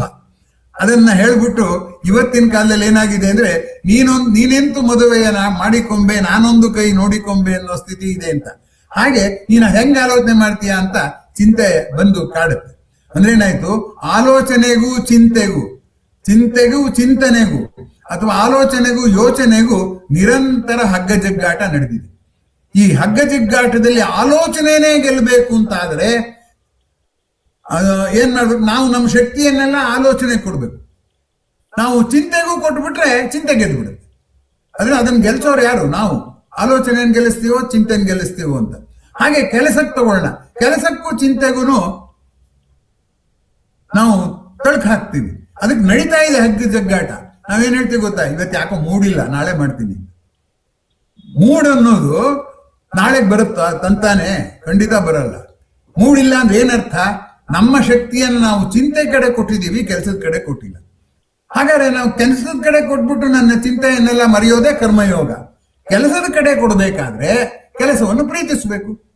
ಆದ್ದರಿಂದ ಕೆಲಸದ ಪ್ರೀತಿ ಅಂದ್ರೆ ಏನು ಅಂದ್ರೆ, ಕೆಲಸ ಮಾಡದಲೇ ಚಿಂತೆ ಮಾಡುವ ಮನಸ್ಸನ್ನ ಕೆಲಸ ಮಾಡುವಾಗ ಸುಮ್ಮನೆ ಕೂತಿರುವಂತ ಕೂಡಿಸುವಂಥದ್ದು. ಹೋಲಿ ತಿರುಗ್ತಿರೋ ದನನ ಒಂದು ಗೂಟಕ್ಕೆ ಕಟ್ಟಿ ಹಾಕೋದು. ಈಗ ನನ್ನ ಮನಸ್ಸನ್ನು ಕಟ್ಟಿ ಹಾಕಕ್ಕೆ ಯಾವ್ದಾದ್ರು ಒಂದು ಗೂಟ ಬೇಕು. ಯಾವ್ದು ಗೂಟ? ಎಲ್ಲರೂ ಆಲೋಚನೆ ಮಾಡಕ್ ಸಾಧ್ಯ ಇಲ್ಲ, ಅಭ್ಯಾಸ ಇರ್ಬೇಕು. ಅದಕ್ಕೆ ಅಭ್ಯಾಸ ಇಲ್ದಿದ್ದವ್ರ ಕೈಲಿ ಆಲೋಚನೆ ಮಾಡಕ್ ಆಗಲ್ಲ. ನಮ್ಮ ವಿದ್ಯಾಭ್ಯಾಸ, ನಮ್ಮ ಜೀವನ ತಾಪತ್ರಯಗಳು ಆ ಆಲೋಚನೆಯ ಹವ್ಯಾಸವನ್ನು ಬೆಳೆಸೋದಕ್ಕೆ ಪೂರಕವಾಗಿ ಇಲ್ವೇ ಇಲ್ಲ. ಆದರೆ ಕೆಲಸ ಮಾಡೋಕೆ ಅಷ್ಟೊಂದು ಪ್ರಯತ್ನ ಬೇಕಾಗಿಲ್ಲ. ನಮ್ದೇ ಕೆಲಸಗಳಿರುತ್ತಲ್ಲ, ಮಾಡ್ಲೇಬೇಕಾದ ಕರ್ತವ್ಯಗಳಿರುತ್ತಲ್ಲ, ಆ ಕರ್ತವ್ಯದಲ್ಲಿ ತೊಡಗಿದರೆ ಆಗ ಆ ಕರ್ತವ್ಯದ ಗೂಟಕ್ಕೆ ಕಟ್ಟಾಕಿದ್ರೆ ಅವಾಗ ಮನಸ್ಸು ಏಕಾಗ್ರತೆಗೊಳ್ಳುತ್ತೆ. ಅದನ್ನೇ ಏಕಾಗ್ರತೆ ಅಂತಾರೆ. ಕೆಲಸದಲ್ಲಿ ತನ್ಮಯತೆ, ತಲ್ಲೀನತೆ, ಏಕಾಗ್ರತೆ ಅಂತ ನಾವೆಲ್ಲ ಹೇಳ್ತೀವಲ್ಲ. ಈ ತನ್ಮಯತೆ, ತಲ್ಲೀನತೆ, ಏಕಾಗ್ರತೆ ಎಲ್ಲವೂ ಕೂಡ ಮನಸ್ಸನ್ನ ಕಟ್ಟಿ ಹಾಕುವ ಗೂಟ ಯಾವುದು? ಕೆಲಸ. ಹಾಗೆ ಕೆಲಸದ ಗೂಟಕ್ಕೆ ಕಟ್ಟಿ ಹಾಕಿದರೆ ಈ ಕರ್ಮಯೋಗ ಇದೆಯಲ್ಲ, ಅದು ಕರ್ಮಯೋಗ ಆಗ್ತದೆ. ನಾವು ಮನಸ್ಸನ್ನು ಚಂಚಲ ಬಿಟ್ಟು ಕೆಲಸ ಮಾಡ್ತಿದ್ದೀವಿ, ಅದಕ್ಕೆ ಅದು ಫಲ ಕೊಡ್ತಾ ಇಲ್ಲ. ಅದರಿಂದ ಕೆಲಸದ ಪ್ರೀತಿ ಅಂದ್ರೆ ಏನು ಅಂದ್ರೆ, ನಮ್ಮ ಮೊದಲು ಒಂದು ಅಂಶ ತಿಳ್ಕೋಬೇಕು. ಕೆಲಸ ಮಾಡ್ಲೋ ಬೇಡವೋ ಅನ್ನೋ ದ್ವಂದ್ವ ಚಿಂತನೆ ಮಾಡಿದ್ರೆ, ಚಿಂತೆಯಿಂದ ಬಿಡಿಸ್ಕೊಳ್ಳಾರ್ದನ್ನ ನಮ್ ದೌರ್ಬಲ್ಯ. ನಮ್ಮ ಶಕ್ತಿಯನ್ನು ಚಿಂತೆಯಿಂದ ಕಿತ್ಕೊಂಡ್ಬಿಟ್ಟು ಕೆಲಸಕ್ಕೆ ಕೊಟ್ಬಿಡಿ, ಅವಾಗ ಚಿಂತೆ ಸೋತೋಗುತ್ತೆ. ಕೆಲಸದಲ್ಲಿ ನಾವು ಮುಂದುವರಿಯೋಕೆ ಸಾಧ್ಯ ಆಗುತ್ತೆ. ಕೆಲಸದ ಪ್ರೀತಿ ಅಂದ್ರೆ ಶಕ್ತಿಯನ್ನ ಕೆಲಸಕ್ಕೆ ಧಾರೆ ಎರೆದು. ವಾಸ್ತವವಾಗಿ ಪ್ರೀತಿ ಅಂದ್ರೆ ಒಂದು ಅರ್ಥದಲ್ಲಿ ಏನು ಗೊತ್ತೇನು? ಶಕ್ತಿಯ ಬಿಡುಗಡೆ. ಈಗ ನನ್ನ ಸ್ನೇಹಿತ, ತುಂಬಾ ಆತ್ಮೀಯ ಸ್ನೇಹಿತ ಅನಿರೀಕ್ಷಿತವಾಗಿ ಬಂದ್ಬಿಡ್ತಾನೆ, ಅವಾಗ ನನ್ನ ದೇಹದಲ್ಲಿ ಶಕ್ತಿ ಬಿಡುಗಡೆ ಆಗುತ್ತೆ. ಆ ಶಕ್ತಿ ಬಿಡುಗಡೆ ಆದ್ದನ್ನ ನಾನು ಮಾತಿನಲ್ಲಿ ಅವನ ಜೊತೆ ವಿನಿಮಯ ಮಾಡ್ಕೋತೀನಿ. ಹಾಗಾಗಿ ಪ್ರೀತಿ ಅಂದ್ರೆ ಅದು ಒಂದು ರೀತಿಯಲ್ಲಿ ಕೂಡಿ ಬೀಗ ಹಾಕಿರೋದಕ್ಕೆ ಬೀಗದ ಕೈ. ಶಕ್ತಿಯ ಬಿಡುಗಡೆಗೆ ಬೀಗದ ಕೈ, ಕೀಲಿ ಕೈ ಯಾವುದು? ಪ್ರೀತಿ. ಹಾಗಾಗಿ ಮನುಷ್ಯರನ್ನ ಪ್ರೀತಿಯನ್ನು ಕೂಡ ನಾವು ಕೆಲಸದ ಮೂಲಕ ತೋರಿಸ್ಬೇಕಾಗತ್ತೆ. ಏನಾದ್ರು ತಿನ್ನೋ ಕೊಟ್ಟೋ ಇನ್ನೇನೋ ಮಾಡಿ. ಹಾಗೆ ಕೆಲಸದ ಪ್ರೀತಿಯಲ್ಲಿ ಆ ತಾಪತ್ರಯವೇ ಇಲ್ಲ. ಆದ್ರಿಂದ ನಾವು ಶಕ್ತಿಯನ್ನ ಕೆಲಸಕ್ಕೆ ಕೊಟ್ಬಿಟ್ರೆ ಅದು ಬೇರೆ ಪ್ರೀತಿ ಎಲ್ಲವನ್ನೂ ನೋಡ್ಕೊಳ್ಳೋಕ್ಕೂ ಸಹಾಯ ಆಗುತ್ತೆ. ಹಾಗಾಗಿ ಕೆಲಸದ ಪ್ರೀತಿ ಸಾಧ್ಯ ಯಾವಾಗ ಅಂತಂದ್ರೆ, ನಾನು ಕೆಲಸವನ್ನೇ ಪ್ರೀತಿಸುವಾಗ ಇದರಿಂದ ಒಳ್ಳೇದಾಗುತ್ತೋ ಕೆಟ್ಟದ್ದಾಗುತ್ತೋ ಅದೇನಾರು ಆಗಲಿ, ನಾನು ಪ್ರೀತಿಸೋನು ಕೆಲಸನ, ಆ ಕೆಲಸನ ಮಾಡ್ತೀನಿ ಅಂತ ಆಗೋದ್ರಿಂದ ಆ ಕೆಲಸದ ಪ್ರೀತಿ ಸಾಧ್ಯವಾಗಿದೆ. ಆಮೇಲೆ ಕೆಲಸದಲ್ಲಿ ಅನೇಕ ಬಗೆ ಇದೆ. ನಾನು ಮಾಡಲೇಬೇಕಾದ ಕರ್ತವ್ಯ ಇದೆ. ಆ ಕರ್ತವ್ಯದಲ್ಲಿ ನಾನು ಸೋತ್ರೂ ಸರಿಯೇ ನಾನು ಮಾಡಲೇಬೇಕು ಅಂತ ಇರೋ ಕರ್ತವ್ಯದಲ್ಲಿ ನಾನು ಹೇಳಿದಾಗೆ ಸಂಕಲ್ಪ, ತೊಡಗಿಕೆ, ಮತ್ತೆ ಫಲಾನುಭವ, ಮತ್ತೆ ಲಕ್ಷ್ಯ ಯಾವುದರ ಗೊಂದಲವೂ ಇಲ್ಲ. ಯಾಕೆಂದ್ರೆ ಸೋತ್ರು ಮಾಡಲೇಬೇಕಾದಕ್ಕೆ ಚರ್ಚೆ ಆಗ್ಬೇಕು, ಮಾಡಲೇಬೇಕಾದ ಕಾರ್ಯಮಿತ್ಯೇವ ಯತ್ಕರ್ಮಂ ನಿಯತಂ ಕುರುತೈರ್ಜನ. ಈ ಕೆಲಸ ಮಾಡಲೇಬೇಕು ಅಂತ ಯಾರು ಆ ಶ್ರದ್ಧೆಯಿಂದ ಆ ಕೆಲಸ ಮಾಡ್ತಾರೋ ಅವನಿಗೆ ಆ ಶ್ರದ್ಧೆಯಿಂದ ಆ ಕೆಲಸದಲ್ಲಿ ಅವನಿಗೆ ಎಲ್ಲ ಚಿಂತೆಯಿಂದಲೂ ಬಿಡುಗಡೆ ಸಿಗುತ್ತೆ ಅಂತ ಕೃಷ್ಣ ಹೇಳ್ತಾನೆ. ಅದನ್ನೇ ಕರ್ಮಯೋಗ ಅಂತ ಹೇಳ್ತಾರೆ. ಹಾಗಾಗಿ ನಾವು ಈ ಚರ್ಚೆ ಮಾಡ್ತಾ ಇರೋದು ಯಾತಕ್ಕೆ ಅಂದ್ರೆ ಆ ಕೆಲಸದ ಫಲದ ನಿರೀಕ್ಷೆ ಇಟ್ಕೊಂಡು, ಸಂಕಲ್ಪ ಇಟ್ಕೊಂಡಿದ್ರಲ್ಲೇ ಫಲದ ನಿರೀಕ್ಷೆ ಇದೆ. ಅದನ್ನು ಉತ್ಪ್ರೇಕ್ಷೆ ಮಾಡ್ಕೊಂಡ್ಬಿಟ್ಟು ನಾವು ಒಂದು ಫಲದ ನಿರೀಕ್ಷೆ ಬಿಟ್ಬಿಡಿ ಅಂತ ಇಟ್ಕೊಳ್ಳಿ. ಇದು ನಾನು ಮಾಡ್ಬೇಕು ಅಂತ ಮಾಡ್ತೀನಿ ಅಂತ ಮಾಡಿದ್ರೆ, ಆದ್ರಿಂದ ನಾವು ಕೆಲಸ ಮಾಡುವ ರೀತಿಯಲ್ಲಿ ಕೆಲಸದ ಪ್ರೀತಿಯನ್ನ ಗಳಿಸಬಹುದು. ಕೆಲಸವನ್ನು ನೋಡುವ ರೀತಿಯಲ್ಲಿ ಎರಡು ತುಂಬಾ ಮುಖ್ಯವಾದ್ದು. ಕೆಲಸವನ್ನು ನೋಡುವ ರೀತಿ, ಕೆಲಸವನ್ನು ಮಾಡುವ ರೀತಿ, ಎರಡರಲ್ಲೂ ಕೂಡ ನಾವು ಪ್ರೀತಿಯನ್ನ ಗಳಿಸಬೇಕು ಅಂತ. ಕೆಲಸವನ್ನ ನೋಡುವ ಪ್ರೀತಿಯಲ್ಲಿ, ಮಾಡುವ ಪ್ರೀತಿಯಲ್ಲಿ ಕೆಲಸದ ಪರಿಣಾಮವನ್ನು ನಾವು ಮರೆಯೋದು ಹೇಗೆ? ನಾವು ಗೆಲ್ತೀವಿ ಅಂತ ಮಾಡ್ತೀವಪ್ಪ, ಅದು ಸೋತೋದ್ರೆ ನಾವು ಅದನ್ನ ತಿರ್ಗಾ ಕೆಲಸದ ಮೇಲೆ ದ್ವೇಷ ಬಂದ್ಬಿಡುತ್ತಲ್ಲ. ಅಂದ್ರೆ ಪ್ರೀತಿಯು ದ್ವೇಷವಾಗದಂತೆ ನೋಡ್ಕೊಳ್ಳೋದು ಹೇಗೆ ಅನ್ನೋದಕ್ಕೆ DVG ಅವರು ಮಂಕುತಿಮ್ಮನ ಕಗ್ಗದಲ್ಲಿ ಒಂದು ಸುಂದರವಾದ ಪದ್ಯ ಬರೆದಿದ್ದಾರೆ. ಜಟ್ಟಿ ಕಾಳಗದಿ ಗೆಳೆದೊಡದೆ ಅವನ ಪಟ್ಟು ವರಸೆಗಳೆಲ್ಲ ವಿಫಲವೆನ್ನುವೆಯ. ಅವನ್ ಜಟ್ಟಿ ಯುದ್ಧ ಮಾಡಕ್ಕೆ ಗೆದ್ದ, ಸೋತೋಗದ ಅವನ ಶತ್ರುಗೆ. ಆದ್ರೆ ಮುಟ್ಟಿ ನೋಡ್ ಅವನ ಮೈ ಕಬ್ಬಿಣ ಗಟ್ಟಿತನ ಗರಡಿ ಫಲ ಮಂಕುತಿಮ್ಮ. ನಾನ್ ಕೆಲಸ ಹೆಣ ಗುದ್ ಮೈ ನೋಯಿಸ್ಕೊಳ್ಳೋದು ಅಂತಾರೆ, ಗಾಳಿ ಗುದ್ ಮೈ ನೋಯಿಸ್ಕೋತಾರೆ ಅಂತಾರೆ. ಗಾಳಿನೇ ಗುದ್ದಿ ಮೈ ನೋಯುತ್ತೆ, ಆದ್ರೆ ತೋಳಿಗೆ ಬಲ ಬರುತ್ತೆ. ಯಾವ ಕೆಲಸವೂ ವಿಫಲವಲ್ಲವೇ ಅಲ್ಲ. ಹಾಗೆ ನೋಡಿದ್ರೆ ನಾವು ಅಂದುಕೊಂಡ ಫಲ ಇಲ್ಲ ಅಷ್ಟೇ, ಬೇರೆ ಫಲ ಸಿಕ್ಕಿರುತ್ತೆ. ನಾವು ಅಂದುಕೊಂಡ ಫಲ ಅಲ್ಲೇ ಬೇರೆ ಫಲ ಸಿಕ್ಕತ್ತೆ. ನಾನು ಹೇಳ್ತಾ ಇದ್ದೆ, ಸಾಯುವ ಮನುಷ್ಯನಿಗೂ ತಾನು ಸಾಯುವುದು ಹೇಗೆ ಅನ್ನೋದು ಕಲ್ತ್ಕೊಂಡು ಸಾಯ್ತಾನ. ಕೊನೆ ಗಳಿಗೆವರೆಗೂ ಕಲಿಕೆ ಅನ್ನೋದು ಮುಂದುವರಿಯುತ್ತೆ. ಹಾಗಾಗಿ ಈ ದ್ರೋಹಣೆ ಇಟ್ಕೊಂಡಾಗ ಕೆಲಸದ ಫಲ ಏನಾರೋ ಆಗ್ಲಿ, ಕೆಲಸದ ಫಲ ಕಲಿಕೆ, ಕೆಲಸದ ಫಲ ಕೆಲಸ ಮಾಡುವಾಗಲೇ ನಾನು ಆನಂದ ಪಡೋದು ಅಂತ ಆದ್ರೆ ತನ್ನಲ್ಲಿಯೇ ತಾನು ಆನಂದ ಕಂಡ್ಕೊಳ್ಳೋಕಾಗತ್ತೆ. ಆದ್ದರಿಂದ ಕೆಲಸದ ಪ್ರೀತಿ ಯಾಕೆ ಮುಖ್ಯ ಆಗತ್ತಪ್ಪ ಅಂದ್ರೆ, ಪ್ರಪಂಚಕ್ಕೆ ದುಡ್ಡು ಹಾಕಿ ಅದರಿಂದ ಬಡ್ಡಿ ಬರುತ್ತೆ ಅಂತಿಲ್ಲ, ನಾನೇ ದುಡ್ದು ಗಳಿಸ್ತೀನಿ ಅನ್ನುವ ಒಂದು ಇದು. ಕೇಟರರ್ಸ್ ಹತ್ರ ಊಟ ತರಿಸ್ಕೊಳ್ಳೋದಲ್ಲ, ನಾನೇ ಅಡುಗೆ ಮಾಡ್ತೀನಿ, ಅದೇನ್ ಕಷ್ಟ ಅಂತ ಕಂಡ್ಕೋತೀನಿ, ಅದೇನ್ ಸುಖ ಅನ್ನೋದು ಕಂಡ್ಕೋತೀನಿ, ಅನ್ನೋದು ಏನ್ ತಪ್ಪು ಅಂತ ಕಂಡ್ಕೋತೀನಿ ಅನ್ನೋಂಥದ್ದು ಇದೆಯಲ್ಲ, ಅದು ಕರ್ಮಯೋಗ ಅನ್ನುವ ಅಂಶ ನಾವು ಗಮನಿಸಬೇಕಾದ. ಹೀಗಾಗಿ ಕೆಲಸವನ್ನು ಪ್ರೀತಿಸಬೇಕಾದರೆ ಕೆಲಸದ ಗುರಿ ತಲುಪಿದ ಮೇಲೆ ಸುಖ ಪಡ್ತೀನಿ ಅನ್ನೋದಲ್ಲ, ಹೋಗುವ ದಾರಿಯೂ ಕೂಡ ಸಂತೋಷ ಪಟ್ರೆ ಅದು ಕೆಲಸದ ಪ್ರೀತಿ, ನಿಜವಾದ ಪ್ರೀತಿ ಅಂತ. ನಮ್ಮ ಹಾದಿಯೋ ಅನಾದಿ ಪಯಣವೆಲ್ಲ ಪಾವನ ಅಂತಾರೆ ಯಾರು, KS ನರಸಿಂಹಸ್ವಾಮಿ. ಈ ಪಯಣವೆಲ್ಲ ಪಾವನವನ್ನು ಮಾಡುವ ರೀತಿಯಲ್ಲಿ ಕೆಲಸ ಮಾಡೋದಿದೆಯಲ್ಲ, ಅದು ನಿಜವಾದ ಕೆಲಸದ ಪ್ರೀತಿ. ಯಾರೋ ಹೇಳ್ತಾ ಇದ್ರು ನಂಗೆ, ಆ ಜೀವಮಾನ್ ಪರ್ಯಂತ ಕೊರಗಿದ್ಲು ಅವಳು ಶಬರಿ. ರಾಮ ಬರ್ತಾನೆ, ರಾಮನ್ ನೋಡ್ತೀನಿ, ರಾಮನ್ ಗಂಡು ಕೊಡ್ತೀನಿ ಅಂತ. ಅವನ್ ಬಂದು 2 ಸೆಕೆಂಡ್ ಇದ್ದು ಹೋದ.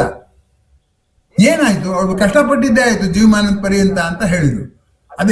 ಅದಕ್ಕೆ ನಾನು ಹೇಳಿದೆ, ಶಬರಿ ರಾಮ ಬಂದಾಗಲ್ಲ ಸಂತೋಷ ಪಟ್ಟಿದ್ದು, ಬರ್ತಾನೆ ಅಂತ ಕನಸಿನಲ್ಲೇ ಸಂತೋಷ ಪಟ್ಲು.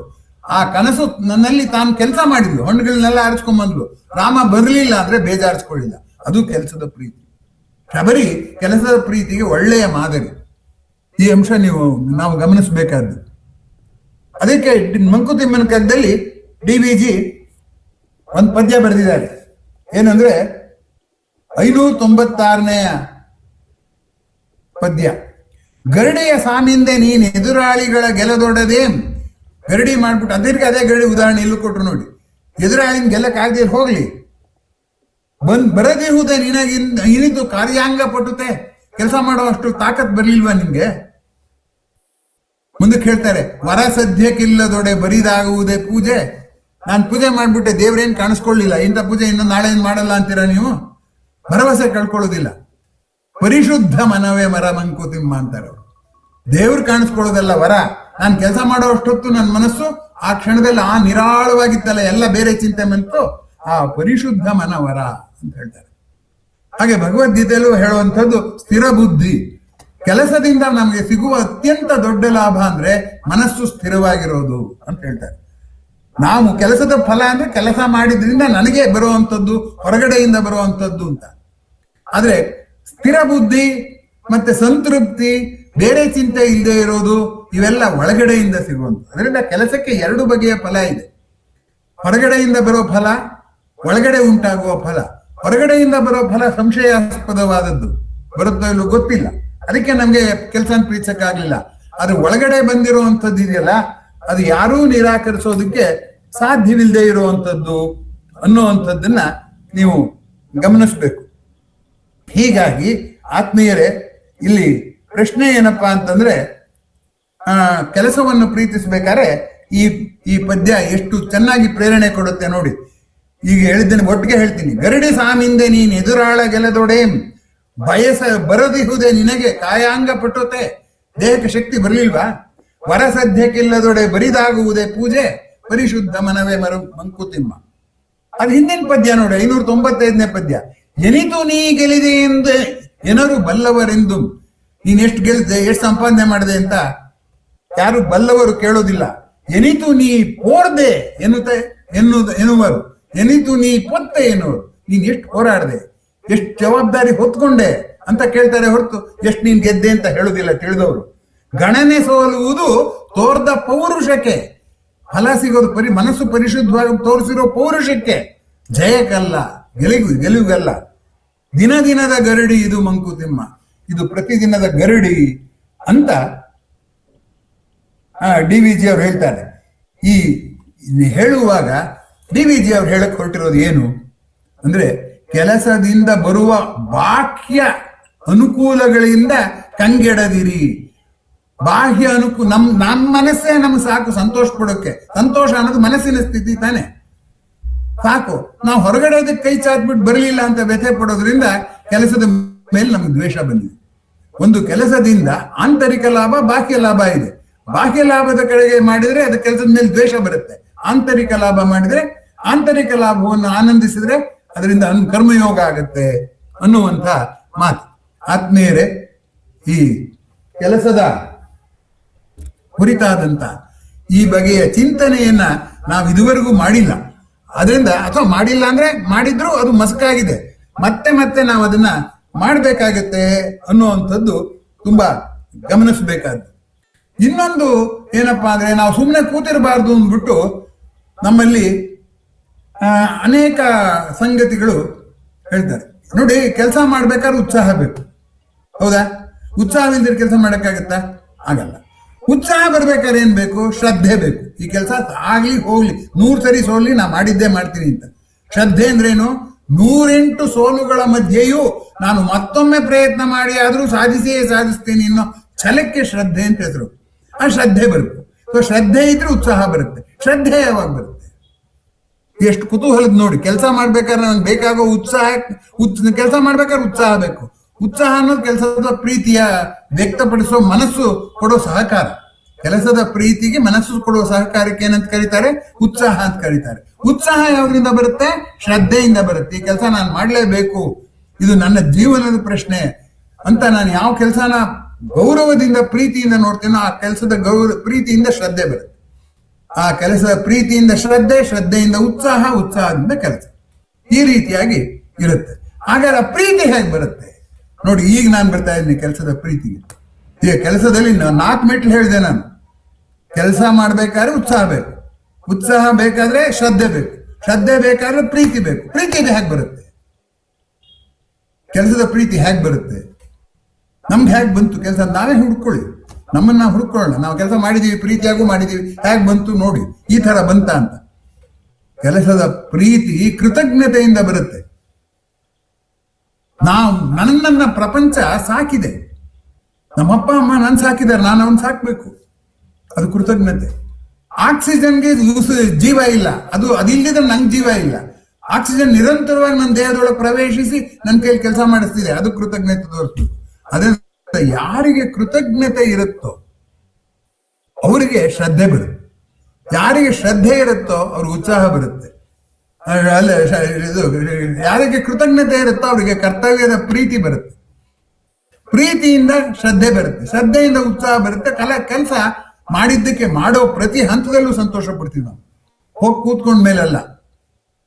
ಮೀನ್ಸ್ ಅಂಡ್ ಎಂಡ್ಸ್ ಅಂತ ತತ್ವಶಾಸ್ತ್ರದಲ್ಲಿ ಹೇಳ್ತಾರೆ. ದಾರಿಯಲ್ಲಿ ಆನಂದ ಪಡ್ತಿರೋ, ತುದಿ ಗೆದ್ದ ಮೇಲೆ ಆನಂದ ಪಡ್ತಿರೋ ಅಂತ. ದಾರಿಯಲ್ಲಿ ಆನಂದ ಪಡಬೇಕು, ಗೆದ್ಮೇಲೂ ಏನ್ ಬಂದ್ರೂ ಅದನ್ನ ಎದುರಿಸಿಯೋ ಆನಂದ ಪಡಬೇಕು. ಅದ್ ಎರಡನೇ ಭಾಗಕ್ಕೆ ಆಮೇಲೆ ಹೋಗೋಣ ನಾವು. ಇವಾಗ ಇದಿಷ್ಟು ಭಾಗ. ಅದಕ್ಕೆ ಏನ್ ಮಾಡಿದ್ರು, ಮಕ್ಕಳು ಸಂಪಾದನೆ ಮಾಡಿದ್ದನ್ನ ಹಾಳು ಮಾಡ್ಬಿಡ್ತಾರೆ ಅಂದ್ಬಿಟ್ಟು ಅಪ್ಪ ಅಮ್ಮ ನೋಡು ಇಷ್ಟು ಸಾಲ ಮಾಡಿ ನೀನ್ ಸಾಕಿದೀನಿ, ಆ ಸಾಲ ಎಲ್ಲ ತೀರ್ಸು ಅಂತ ಹೇಳ್ತಾರೆ. ಆ ಸಾಲ ತೀರಿಸಿ ನೀನು ಸ್ವತಂತ್ರ ಆಗ್ಬೇಕಲ್ಲ, ಅವಾಗ ನಿಂಗೆ ಉತ್ಸಾಹ ಬರುತ್ತೆ ಕೆಲಸ ಮಾಡಕ್ಕೆ ಅಂತ. ಆದ್ದರಿಂದ ಈ ನಮ್ಮ ಕಾರ್ಯಕ್ಕೆ ಪ್ರಚೋದನೆ ಕೊಡುವ ಕಾರ್ಯ ಪ್ರೇಮವನ್ನು ಉಂಟು ಮಾಡಬೇಕಾದ್ರೆ ಕೃತಜ್ಞತೆ ಬೇಕು. ಆ ಕೃತಜ್ಞತೆಯನ್ನ ಉಂಟು ಮಾಡಬೇಕಾದ್ರೆ 3 ಋಣಗಳನ್ನ ಹೇಳಿದ. 3 ಋಣಗಳು ಯಾವುದು? ಒಂದು ಯಾವುದು? ದೇವಋಣ ಅಂತ, ಅಲ್ಲ ಪಿತೃಋಣ ಅಂತ. ದೇವ್ರ ಆಮೇಲೆ ಹೋಗೋಣ. ಪಿತೃಋಣ ಅಂತ ಹೇಳ್ತಾರೆ. ಪಿತೃಋಣ ಅಂದ್ರೆ ಏನು? ನಮ್ಮಪ್ಪ ಅಮ್ಮ ನಾನು ಸಾಕಿದ್ದಾರೆ, ನಾನು ಅವ್ರನ್ನ ಸಾಕ್ಬೇಕು ಅನ್ನುವಂಥದ್ದು ಪಿತೃಋಣ ಅನ್ನೋದು ತುಂಬಾ ಸಂಕ್ಷೇಪವಾದಂಥ ವಿವರಣೆ. ನನ್ನ ತಂದೆ ಹಾಗೆ ಯಾರ್ಯಾರು ನನ್ನನ್ನು ನೋಡ್ಕೊಂಡಿದಾರೋ ಅವರೆಲ್ರಿಗೂ ನನ್ನ ಋಣ ಇದೆ. ಅಂದ್ರೆ ಏನಾಯ್ತು, ಮನುಷ್ಯ ಬಾಂಧವ್ಯದಲ್ಲಿ ನನಗಿಂತ ಹಿರಿಯರು, ನನಗಿಂತ ನನ್ನ ಮೇಲೆ ಇಟ್ಟಿರುವಂತ ವಿಶ್ವಾಸ ಇದೆಯಲ್ಲ, ಅವರೆಲ್ಲರೂ ನಮಗೆ ಪಿತೃ ಸಮಾನರು. ಅದಕ್ಕೆ ನಾವು ಯಾರಿಗಾರ ಕಾಗದ ಬರಿಬೇಕಾದ್ರೆ ಏನ್ ಬರಿತೀವಿ? ತೀರ್ಥರೂಪ ತಂದೆಯವರಿಗೆ ಅಂತ. ಅಂದ್ರೆ ಜ್ಞಾನ ಸ್ವರೂಪವಾದ ತಂದೆಯವರಿಗೆ. ಅದು ತೀರ್ಥರೂಪ ಇಂಥವ್ರಿಗೆ ಅಂದ್ರೆ ನಿಮ್ಮ ಜ್ಞಾನ ನನಗೆ ಮುಖ್ಯ ಆಗಿದೆ ಅನ್ನುವ ದೃಷ್ಟಿಯಿಂದ ನೋಡುವಂಥದ್ದನ್ನ ಪಿತೃಋಣ ಅಂದ್ರೇನು? ಹಿರಿಯರು ಕಿರಿಯರು ಎಲ್ಲರಿಗೂ ನಾವು ಸಲ್ಲಿಸಬೇಕಾದ ಋಣ ಇದೆ. ನಾನು ಮುದ್ದಾಗಿ ಸಾಕಿದ್ದಾರೆ, ನನ್ನ ಮುದ್ದನ್ನ ಇನ್ನೊಬ್ಬ ತೋರಿಸ್ಬೇಕಲ್ಲ, ನಾನು ಅವಾಗ ಕೆಲ್ಸಕ್ಕೆ ಹೋಗ್ತೀನಿ ನಾನು.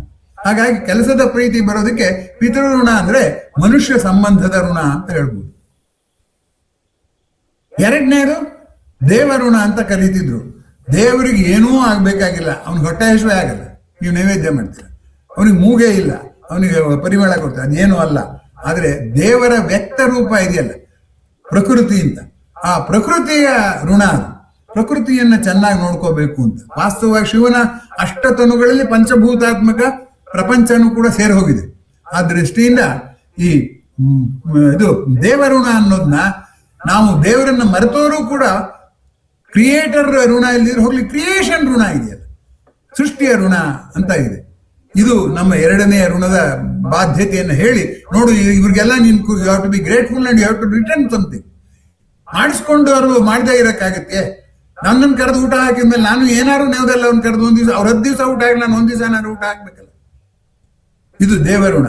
ಇನ್ನು ಋಷಿ ಋಣ ಅಂತ. ಋಷಿ ಋಣ ಅಂದ್ರೆ ತಮ್ಮ ಮೈ ಮೇಲೆ ಪ್ರಜ್ಞೆ ಇಲ್ಲದೆ ಸಮಾಜದ ಒಳಿತಿಗೋಸ್ಕರ ನಿರಂತರವಾಗಿ ಕೆಲಸ ಮಾಡ್ತಿರ್ತಾರೆ. ಅವ್ರು ನೋಡ್ಕೊಳ್ಳೋರು ಯಾರು?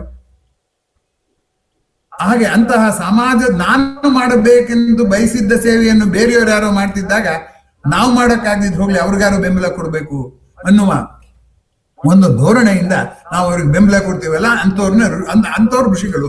ಅದನ್ನ ಋಷಿ ಋಣ ಅಂತ ಕರೀತಾರೆ. ಆದ್ರಿಂದ ನಾನು ಎಷ್ಟು ಸಂಪಾದನೆ ಮಾಡಿದೆ, ನಾನು ಎಷ್ಟು ಖರ್ಚು ಮಾಡಿದೆ, ಇದು ನನ್ನ ಅಂತಸ್ತು ಅಂತೀವಿ ಹೊರತು ನಾನು ಸಂಪಾದನೆಗೆ ಕಾರಣವಾದವರಿಗೆ ನಾನು ಏನ್ ಹಿಂತಿರುಗಿಸ್ದೆ. ನಾನು ಖರ್ಚು ಮಾಡ್ತಿದ್ದೇನೆ, ನನಗೆ ಮಗ ತಂದು ಒಳ್ಳೆ ಬಟ್ಟೆ ಹಾಕೊಂಡ್ರೆ ಅಪ್ಪ ಸಂತೋಷ ಪಡ್ತಾನೆ. ಅಂಥವ್ರ ಮಧ್ಯದಲ್ಲಿ ನಾವಿದ್ದೀವಿ. ನಾವು ಎಷ್ಟು ಸಣ್ಣ ತಂದವರು ಅಂತ ಅನ್ನೋ ಅರ್ಥ ಆಗುತ್ತೆ. ಅದರಿಂದ ಕಾರ್ಯಪ್ರೇಮ ಆಗೋದಕ್ಕೆ ಈ 3 ಋಣಗಳು ಅತ್ಯಂತ ಸಹಕಾರಿಯಾಗತ್ವೆ ಅನ್ನುವಂಥ ಮಾತನ್ನ ಹೇಳ್ತಾ, ಅದರಿಂದ ಕೆಲಸದ ಒಂದು ಪ್ರೀತಿಯನ್ನ ಹುಟ್ಟಿಸೋದಕ್ಕೆ ನಮ್ಮ ಹಿಂದಿನವರೆಲ್ಲ ಎಷ್ಟು ಶ್ರಮ ಪಟ್ಟಿದ್ದಾರೆ. ನಾವು ಅದೆಲ್ಲ ಪಕ್ಕಕ್ಕೆ ಇಟ್ಬಿಟ್ಟು ಇದೆಲ್ಲ ನಂಗೇನ್ ಬೇಕಾಗಿಲ್ಲ, ಕಂತೆ ಪುರಾಣ ಅದೆಲ್ಲ ಮೂಢನಂಬಿಕೆ ಇದೆ ಅಷ್ಟೇ ಅಂತ ಅಂದ್ಬಿಟ್ಟು ನಾವು ಅದನ್ನ ಗಮನಿಸ್ತಾ ಇಲ್ಲ. ಆ ದೃಷ್ಟಿಯಿಂದ ಕೆಲಸದ ಪ್ರೀತಿ ಯಾವಾಗ ಬರುತ್ತೆ, ಶ್ರದ್ಧೆ ಯಾವಾಗ ಶಾಶ್ವತವಾಗಿರುತ್ತೆ ಅಂದ್ರೆ ಕೃತಜ್ಞತೆ ಇರೋರಿರುತ್ತೆ. ನಾವು ಕೃತಜ್ಞತೆಯನ್ನ ಬರೇ ಮನುಷ್ಯರಿಗೆ ಸೀಮಿತಗೊಳಿಸಿದೀವಿ. ಆದ್ರೆ ದೈವಋಣ ಅಂತ ಪ್ರಕೃತಿಗೆ ನಾವು ಕೈ ಬಿಟ್ಟಿದ್ದನ್ನು ಜ್ಞಾಪಿಸ್ತಾರೆ. ನಮ್ಮ ಕುಟುಂಬಕ್ಕೆ ಮಾತ್ರ ಸೀಮಿತಗೊಳಿಸಬೇಡಿ ಅಂತ ಪಿತೃಋಣ ಅಂತ ಒಬ್ಬರನ್ನ ಕುಟುಂಬದವ್ರನ್ನ ಹೆಸರು ಹೇಳಿ ಇಡೀ ಸಮಾಜದ ಬಾಂಧವ್ಯವನ್ನ ಕುರಿತು ಹೇಳಿದೆ. ಋಷಿ ಋಣ ಅಂತ ಯಾರು ತನ್ನನ್ನು ಮರೆತು ಸೇವೆಯಲ್ಲಿ ತೊಡಗಿಕೊಂಡಿರುವಂತ ಸಂತರು ಇರ್ತಾರಲ್ಲ, ಅವ್ರಿಗೂ ನಾವು ಬೆಂಬಲ ಕೊಡುವಂಥದ್ದು ಅಂತ ಹೇಳಿದ್ದಾರೆ ಅಂತ ಹೇಳ್ತಾ ಇವತ್ತು ಇಲ್ಲಿಗೆ ನನ್ನ ಚರ್ಚೆಯನ್ನ ಮುಗಿಸ್ತೀನಿ.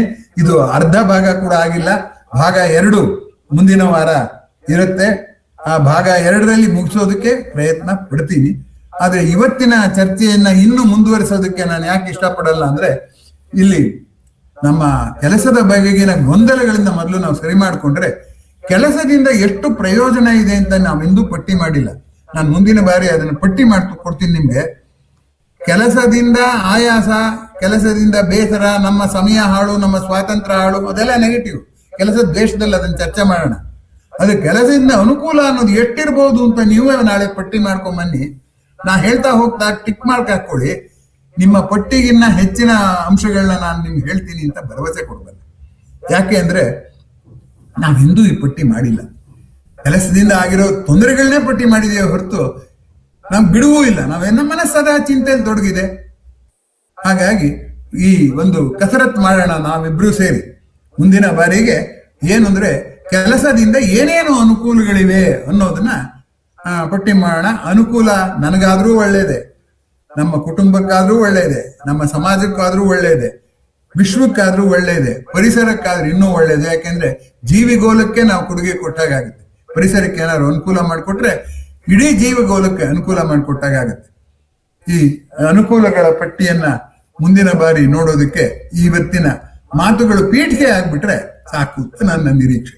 ಇವತ್ತಿನ ಚರ್ಚೆಯಲ್ಲಿ ಭಾಗವಹಿಸಿದ ತಮ್ಮೆಲ್ಲರಿಗೂ ವಂದಿಸುತ್ತಾ ಈಗ ತಮ್ಮ ಪ್ರತಿಕ್ರಿಯೆಯನ್ನ ನಾನು ನಿರೀಕ್ಷೆ ಮಾಡ್ತೇನೆ. ಇದೆಲ್ಲ ಕೂಡ ನಾವು ಕೆಲಸ ಪ್ರೀತಿಯ ನೆವದಲ್ಲಿ ನಮ್ಮ ಕೆಲಸದ ಉತ್ಸಾಹವನ್ನು ಹೆಚ್ಚಿಸಿಕೊಳ್ಳುವಂತಹ ಪ್ರಯತ್ನ ಅಂತ ನಿಮ್ಗೆ ನೆನಪು ಮಾಡಿಕೊಡ್ತಾ ಈಗ ನಿಮ್ಮ ಪ್ರತಿಕ್ರಿಯೆ ಮತ್ತು ಪ್ರಶ್ನೆಗಳಿಗೆ ಅವಕಾಶ ಮಾಡಿಕೊಡ್ತೀನಿ. ನಮಸ್ಕಾರ.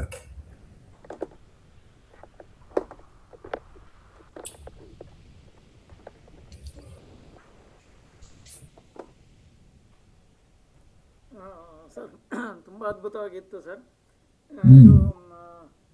ನೀವು ಪ್ರೀತಿಯನ್ನ ಡೆಫಿನೇಷನ್ ಹೇಳ್ಬೇಕಿದ್ರೆ ಶಕ್ತಿಯ ಬಿಡುಗಡೆ ಅಂತ ಹೇಳ್ತೀವಿ, ಸುಮಾರಷ್ಟು ಹೇಳ್ತೀರಾ. ನಾನು ಸ್ವಲ್ಪ ವಿಸ್ತಾರ ಮಾಡ್ಬೋದಂತ. ಶಕ್ತಿಯ ಬಿಡುಗಡೆ ನೋಡಿ, ನೀವು ಕೆಮಿಸ್ಟ್ರಿ ಅವರಾದ್ರಿಂದ ತುಂಬಾ ಸುಲಭ ವಿವರಣೆ ಕೊಡೋದು ನಂಗೆ. ಸೋಡಿಯಂ ಅಯಾನ್, ಕ್ಲೋರೈಡ್ ಅಯಾನ್ ಎರಡು ಹತ್ರ ತರ್ತೀವಿ ಅಂತ ಇಟ್ಕೊಳ್ಳೋಣ. ಅಟ್ರಾಕ್ಷನ್ ಅಲ್ಲಿ ಅದು ಹತ್ರ ಬರ್ತಿದ್ದಾಗ ಏನಾಗುತ್ತೆ? ಎನರ್ಜಿ ರಿಲೀಸ್ ಆಗುತ್ತೆ ಅಲ್ವಾ? ಸೋಡಿಯಂ ಹತ್ರ ತರ್ತೀವಿ ಅಂತ ಇಟ್ಕೊಳ್ಳೋಣ, ಅವಾಗಲೂ ಎನರ್ಜಿ ರಿಲೀಸ್ ಆಗುತ್ತೆ. ಅದರಿಂದ ಪ್ರೀತಿಯಲ್ಲೂ ದ್ವೇಷದಲ್ಲೂ ಎನರ್ಜಿ ತಕ್ಷಣ ರಿಲೀಸ್ ಆಗ್ಬಿಡುತ್ತೆ. ಆದ್ರೆ ದ್ವೇಷದಲ್ಲಿ ಏನಾಗುತ್ತೆ? ದೂರ ಸರಿಯೋದ್ರಿಂದ ಅದು ನಕಾರಾತ್ಮಕವಾದಂತಹ ಶಕ್ತಿ ಬಿಡುಗಡೆ. ಆಕರ್ಷಣೆ ಇರೋದಿದೆಯಲ್ಲ, ಅದು ಸಕಾರಾತ್ಮಕ ಶಕ್ತಿ ಬಿಡುಗಡೆ. ಈ ಕೆಲಸ ಅಂತ ಇಟ್ಕೊಳ್ಳೋಣ, ಈ ಕೆಲಸ ನಂಗೆ ಯಾಕೋ ಇಷ್ಟ ಇಲ್ಲ ಅನ್ನುವಾಗ I have to invest more energy. ಆ ಕೆಲಸ ನಂಗೆ ಇಷ್ಟ ಅಂತ ಆದಾಗ ಇದು ಒಳ್ಳೆ ಚಾನ್ಸು, ನಾನು ಏನೇನೋ ಕಲ್ತ್ಕೋಬಲ್ಲೆ ಕೆಲಸದಲ್ಲಿ, ನನ್ನ ಕೆಲಸ ಮಾಡೋದ್ರಿಂದ ಅನೇಕರಿಗೆ ಅನುಕೂಲ ಇದೆ ಅಂತ ಪ್ರೀತಿ ಆದಾಗ ಏನಾಗುತ್ತೆ? ಎನರ್ಜಿ ರಿಲೀಸ್ ಆಗುತ್ತೆ. ಸೊ ಎನರ್ಜಿ ರಿಲೀಸ್ ಆಗೋದು ಪ್ರೀತಿ ದ್ವೇಷ ಎರಡಕ್ಕೂ. ಆದ್ರೆ ಸಕಾರಾತ್ಮಕವಾದ ಕೆಲಸವೂ ಆಗ್ಬೇಕು, ಎನರ್ಜಿನೂ ಅದಕ್ಕೆ ಬಳಕೆ ಆಗ್ಬೇಕು ಅನ್ನೋದಾದ್ರೆ ಕೆಲಸದ ಪ್ರೀತಿ ಸಾಧ್ಯ ಅನ್ನೋ ರೀತಿಯಲ್ಲಿ. ಈಗ ಸ್ಪಷ್ಟ ಆಯ್ತು ಅಂತ ತಿಳ್ಕೊಂಡಿದ್ದೀನಿ ನಾನು. ಎನರ್ಜಿ ರಿಲೀಸ್ ಆಯ್ತು ಅಂದ್ರೆ ಅದು ಸ್ಟೆಬಿಲಿಟಿ ಅಂತಾನು ಹೇಳ್ಬೋದು. ಎನರ್ಜಿ ರಿಲೀಸ್ ಆದ ಸ್ಟೆಬಿಲಿಟಿ, ಹೌದು, that is it. When you release energy you will be stable. ನೀವು ತಿಂದಿದ್ದೀರಾ, ಅನ್ನ ತಿಂದಿದ್ದೀರಾ, ಶಕ್ತಿ ಸಂಪಾದಿಸಿ ಇಟ್ಕೊಂಡ್ಬಿಟ್ಟಿದ್ದೀರಾ, ಅದನ್ನ ಹಾಗೆ ಇಟ್ಕೊಳ್ಳೋ ಹಾಗಿಲ್ಲ, ಅದನ್ನ ಖರ್ಚು ಮಾಡ್ಬಿಡ್ಬೇಕು. ಕೆರೆಯ ನೀರನ್ನು ಕೆರೆಗೆ ಚೆಲ್ಲಬೇಕು ನಾವು. ಆದ್ರಿಂದ energy release is always A stability. ಅದನ್ನ ತುಂಬಾ ಒತ್ತು ಕೊಟ್ಟು ಯಾಕೆ ಹೇಳಲಿಲ್ಲ ಅಂದ್ರೆ, ವಿಜ್ಞಾನ ಗೊತ್ತಿಲ್ಲದೆ ಇರೋರಿಗೆ ಅದು ಸ್ಪಷ್ಟ ಆಗಲ್ಲ ಅನ್ನೋ ಕೇಳಿಲ್ಲ. ಈ ಪ್ರಶ್ನೆ ಕೇಳೋದು ಹೇಳಿದೆ. ಮತ್ತೇನಾದ್ರೂ ಪ್ರತಿಕ್ರಿಯೆಗಳು, ಪ್ರಶ್ನೆಗಳು? ಮುಂದಿನ ವಾರ ಇನ್ನೂ ತುಂಬಾ ಚೆನ್ನಾಗಿದೆ, ಅದು ತುಂಬಾ ಸ್ವಾರಸ್ಯವಾದ್ದು. ಎಷ್ಟು ಅನುಕೂಲಗಳಿವೆ ಅಂತ ನಮ್ಗೆ ಅಂದಾಜೇ ಇಲ್ಲ. ಕೆಲಸ ಮಾಡೋದ್ರಲ್ಲಿ ತುಂಬಾ ಅನುಕೂಲಗಳಿವೆ, ಅವುಗಳು ನೋಡೋಣ. ಮುಂದಿನ ಸರಿ ಒಂದು ಬಿಡದಾಗ ನೋಡೋಣ. ನೀವು ಬರ್ಕೊಂಡ್ಬನ್ನಿ, ನಾನು ಬಿಡ್ಬೋದು, ನಾನು ಮನುಷ್ಯನೇ, ಮರವು. ಮುಂದಿನ ಪ್ರತಿಕ್ರಿಯೆ. ನಮಸ್ಕಾರ ಸರ್. ನಮಸ್ಕಾರ. ತುಂಬಾ ಅದ್ಭುತವಾಗಿ ವಿಶ್ಲೇಷಣೆ ಇದೆ ಸರ್. ಆಮೇಲೆ ಈ ಪ್ರೀತಿಯಿಂದ ಕೆಲಸ ಮಾಡಿದಾಗ ಅದು ಒಂಥರಕ್ಕೆ ನಮಗೆ ಸಕ್ಸಸ್ ಆಯ್ತು ಅಂತ ಅನ್ಸುತ್ತೆ ನಮ್ಗೆ. ಆಮೇಲೆ ಅದು ಮುಗಿತಾ ಸಕ್ಸಸ್ ಅನ್ನೋ ಪದಕ್ಕೆ ನಾವು ಬೇರೆ ಅರ್ಥ ಕೊಟ್ಬಿಟ್ಟಿದ್ದೀವಿ. ನೀವು ಸಕ್ಸಸ್ ಆಯ್ತು ಅಂತ ಅನ್ಸುತ್ತೆ ಅನ್ನೋದಲ್ಲ. ಸಕ್ಸಸ್ ಅನ್ನೋಕೆ ಬೇರೆ ಅರ್ಥ ಕೊಟ್ಟಿದ್ದು ಕಷ್ಟ ಕೆಲಸ ಪ್ರೀತಿಸಕ್ ಆಗ್ತಿಲ್ಲ, ನಾವು ಸಕ್ಸಸ್ ಆಗುತ್ತೋ ಇಲ್ವೋ ಅಂತ ಮಾಡೋದೇ ಸಂತೃಪ್ತಿ ಅಂತ ಆದ್ ಮಾತ್ರ. ಆಮೇಲೆ ಒಂದು ಅಲ್ಲಿ ತಕರಾರಿ ಸಿಕ್ಕಾಕೊಂಡ್ಬಿಟ್ಟು. ಆಮೇಲೆ ಒಂಥರ ಈ ಕೆಲಸ ಅಂದ್ರೆ ಬೇಜಾರ್ ಮಾಡ್ಕೊಂಡು ಒಂಥರ ಕಾಟಾಚಾರಕ್ ಮಾಡ್ದಂಗೆ ಅಂತ ಮಾಡ್ತಾರೆ ಕೆಲವು. ಅದು ಹೇಗೆ ಅದನ್ನ ವಿಶ್ಲೇಷಣೆ ಮಾಡೋದು? ಅಂದ್ರೆ ಅವ್ರಿಗೆ ಕೆಲಸ ದ್ವೇಷ. ನಿಜ ನಿಜ ನಿಜ ನಿಜ. ಅದೇ ಅದಕ್ಕೆ ಶಕ್ತಿ ಹೆಚ್ಚಿಗೆ ಬಂದ್ಬಿಡಿ. ಹೌದು ಹೌದು ಹೌದು. ಅದನ್ನ ನಾನು ಇವತ್ತು ಹೇಳಿದ್ದೆ ಉಪನ್ಯಾಸ ಸಾರಾಂಶ. ಹೌದು ನಿಜ. ಥ್ಯಾಂಕ್ ಯು ಸರ್, ತುಂಬಾ ಚೆನ್ನಾಗಿದೆ. ಆಮೇಲೆ ಸರ್ ನಮಸ್ತೆ ಸರ್. ನಮಸ್ತೆ ಮಾರುತೀಶ್, ಹೇಳಿ ಸರ್. ಸರ್ ಅದು ಕೆಲಸ ಮಾಡೋವಾಗ್ಲೂ ಮತ್ತೆ ಕೆಲಸ ಮಾಡಿಸೋವಾಗ್ಲೂ ವ್ಯತ್ಯಾಸ ಇರುತ್ತೆ ಅಂತ. ಒತ್ತಾಯಪೂರ್ವಕ ಕೆಲಸ ಮಾಡಿಸಿದ್ರೆ ಫಲಿತಾಂಶ ಒಂಥರ ಆಗುತ್ತೆ, ಅದನ್ನೇ ಅವ್ರನ್ನ ವಿಶ್ವಾಸಕ್ಕೆ ತಗೊಂಡು ಮಾಡಿಸಿದ್ರು ಫಲಿತಾಂಶ ಹಾಗೆ ಇರುತ್ತೆ. ಆದ್ರೆ ಮಾಡುವಂತ ಬಗೆನಲ್ಲಿ ವ್ಯತ್ಯಾಸ ಇರುತ್ತೆ ಅನ್ನೋಂಥದ್ರ ಬಗ್ಗೆ ಒಂದ್ ಸ್ವಲ್ಪ ಬೆಳಕಿಲ್ಲ ಅನ್ಸುತ್ತೆ ಸರ್. ನೋಡಿ, ಆ ಕೆಲಸ ನಾವು ಮಾಡಿಸೋದು ಒಳ್ಳೆ ಅಂತಂದ್ರೆ ಏನರ್ಥ, ಕೆಲಸ ಮಾಡಿಸೋಕ್ ಮುಂಚೆ ಅವ್ರಿಗೆ ಪ್ರೀತಿ ಬೆಳೆಸೋದು. ಪ್ರೀತಿ ಪೂರ್ವಕವಾಗಿ ಕೆಲಸ ಮಾಡಿ ಕೆಲಸದ ದಕ್ಷತೆ ಹೆಚ್ಚಾಗುತ್ತೆ. ಈಗ ತಾನೇ ಸೋಮಶೇಖರ್ ಅವ್ರು ಹೇಳಿದ್ರಲ್ಲ, ನಾವು ದಬಾಯಿಸ್ಬಿಟ್ಟು ಕೆಲಸ ಮಾಡಿಸಿದ್ರೆ, ಒತ್ತಾಯ ಪೂರ್ವಕವಾಗಿ ಮಾಡಿಸಿದ್ರೆ ಅವಾಗ ಏನಾಗುತ್ತೆ, ಆ ಕೆಲಸ ಚೆನ್ನಾಗಿ ಮಾಡಕ್ ಆಗಲ್ಲ ಅವ್ರು. ಯಾಕಂದ್ರೆ ಅವ್ರು ಸ್ವಇಚ್ಛೆಯಿಂದ ಮಾಡ್ತಿಲ್ವಲ್ಲ, ಇನ್ನೊಬ್ರು ಒತ್ತಾಯದಿಂದ ಮಾಡಿದ್ರಲ್ಲ ಅಲ್ವಾ. ತಾನಾಗಿ ಗಾಳಿ ಒಲೆ ಬಂದ ಸುಖವೇ ಸುಖ ಅಲ್ವಾ. ಅವ್ರಿಗೆ ಪ್ರೀತಿ ಇಲ್ಲ. ನಾವು ಕೆಲಸ ಪ್ರೀತಿಯಾಗಿ ಮಾಡಿಸೋದು ಅಂದ್ರೆ ಏನಲ್ಲ, ಕೆಲಸ ಚೆನ್ನಾಗಿ ಮಾಡಿಸೋದು ಅಂದ್ರೆ ಏನರ್ಥ, ಮೊದಲು ಅವರಿಗೆ ಪ್ರೀತಿಯನ್ನು ಹುಟ್ಟಿಸೋದು ಅಂತ. ಪ್ರೀತಿಯನ್ನು ಕೆಲಸ ಚೆನ್ನಾಗಿ ಮಾಡಿಸ್ಬೇಕಾದ್ರೆ ಮೊದಲು ಅವ್ರಿಗೆ ಆ ಕೆಲಸದ ಬಗ್ಗೆ ಪ್ರೀತಿ ಹುಟ್ಟಿಸ್ಬೇಕು. ನೋಡಪ್ಪ, ನೀನ್ ಮನೆ ಕಟ್ಬಿಟ್ಟು ಹೊರಟೋಗ್ತೀಯ, ನನ್ನ ಮುಂದಿನ ತಲೆಮಾರಿನ ಜನ ಎಲ್ಲ ಈ ಮನೇಲಿ ಇರ್ತಾರಪ್ಪ, ಅವರೆಲ್ಲ ನೀನು ಕೃತಜ್ಞವಾಗಿರ್ತಾರೆ ಅಂದ್ರೆ ಮನೆ ಕಟ್ಟುವನಿಗೆ ಸ್ಫೂರ್ತಿ ಬರುತ್ತೆ. ಅದರಿಂದ ಪ್ರೀತಿ ಕೊಟ್ಟು ಕೆಲಸ ಮಾಡಿಸೋದು, ಪ್ರೀತಿ ದಬಾಯಿಸಿ ಕೆಲಸ ಮಾಡಿಸೋದು ಎರಡು ಬೇರೆ. ಅದನ್ನ ನಾನು ಹೇಳಿದ್ದು. ನಾನು ನಿಮ್ ಪ್ರಶ್ನೆಗೆ ಉತ್ತರ ಹೇಳಿದೆ ಅಂತ ಅನ್ಕೊಂಡು. ಹೌದು ಹೌದು ಹೌದು ಸರ್, ಧನ್ಯವಾದಗಳು ಸರ್. ಇನ್ಯಾರದಾರು ಪ್ರಶ್ನೆ, ಪ್ರತಿಕ್ರಿಯೆ?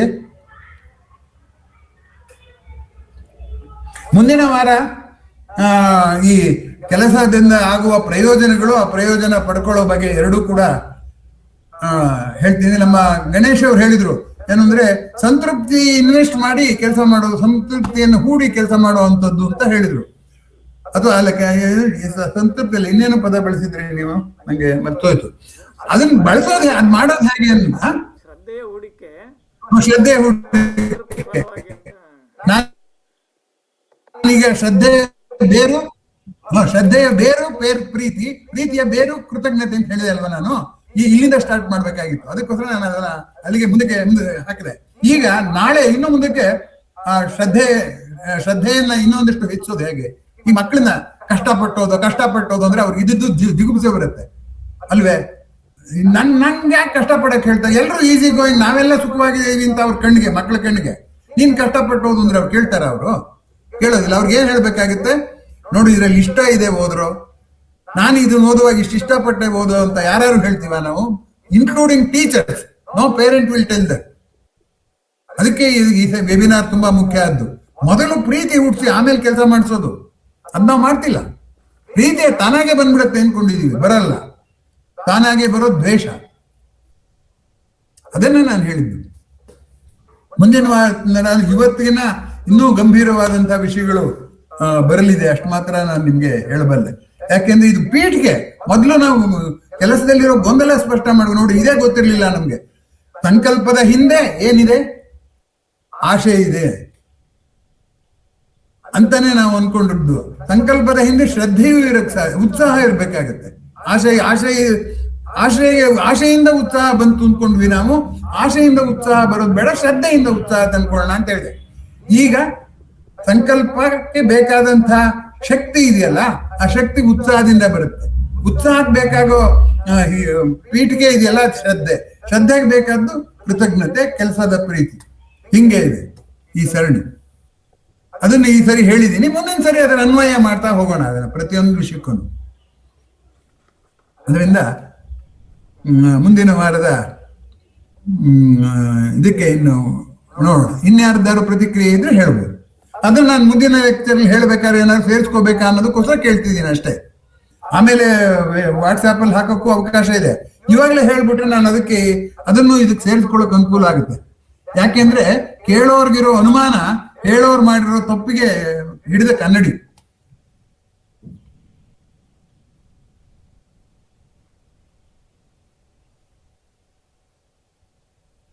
ನಾನು ಒಂದೇ ಇದರಲ್ಲಿ ಮಾಡ್ತೀನಿ ಅಂತ ಅನ್ಕೊಂಡಿದ್ದೆ, ಆದ್ರೆ ಈಗ ಎರಡಂತೂ ಬೇಕಾಗುತ್ತೆ ಅಂತ ಅನ್ಕೊಂತಾ ಇದ್ದೀನಿ. ಈಗ ಒಂದಂತೂ ಹಾಗೆ ಹೋಯ್ತಲ್ಲ.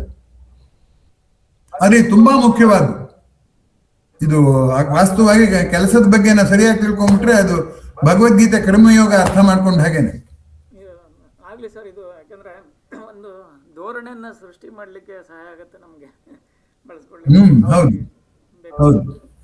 ಸೃಷ್ಟಿ ಇನ್ನೊಬ್ರಿಗಲ್ಲ, ನಮಗೂ ಮಾಡ್ಕೋಬೇಕಾಗತ್ತಲ್ಲ. ಇನ್ನೊಬ್ರಿಗೆ ಮಾಡೋದಲ್ಲ, ನಮಗೂ ಮಾಡ್ಕೋಬೇಕಾಗುತ್ತೆ.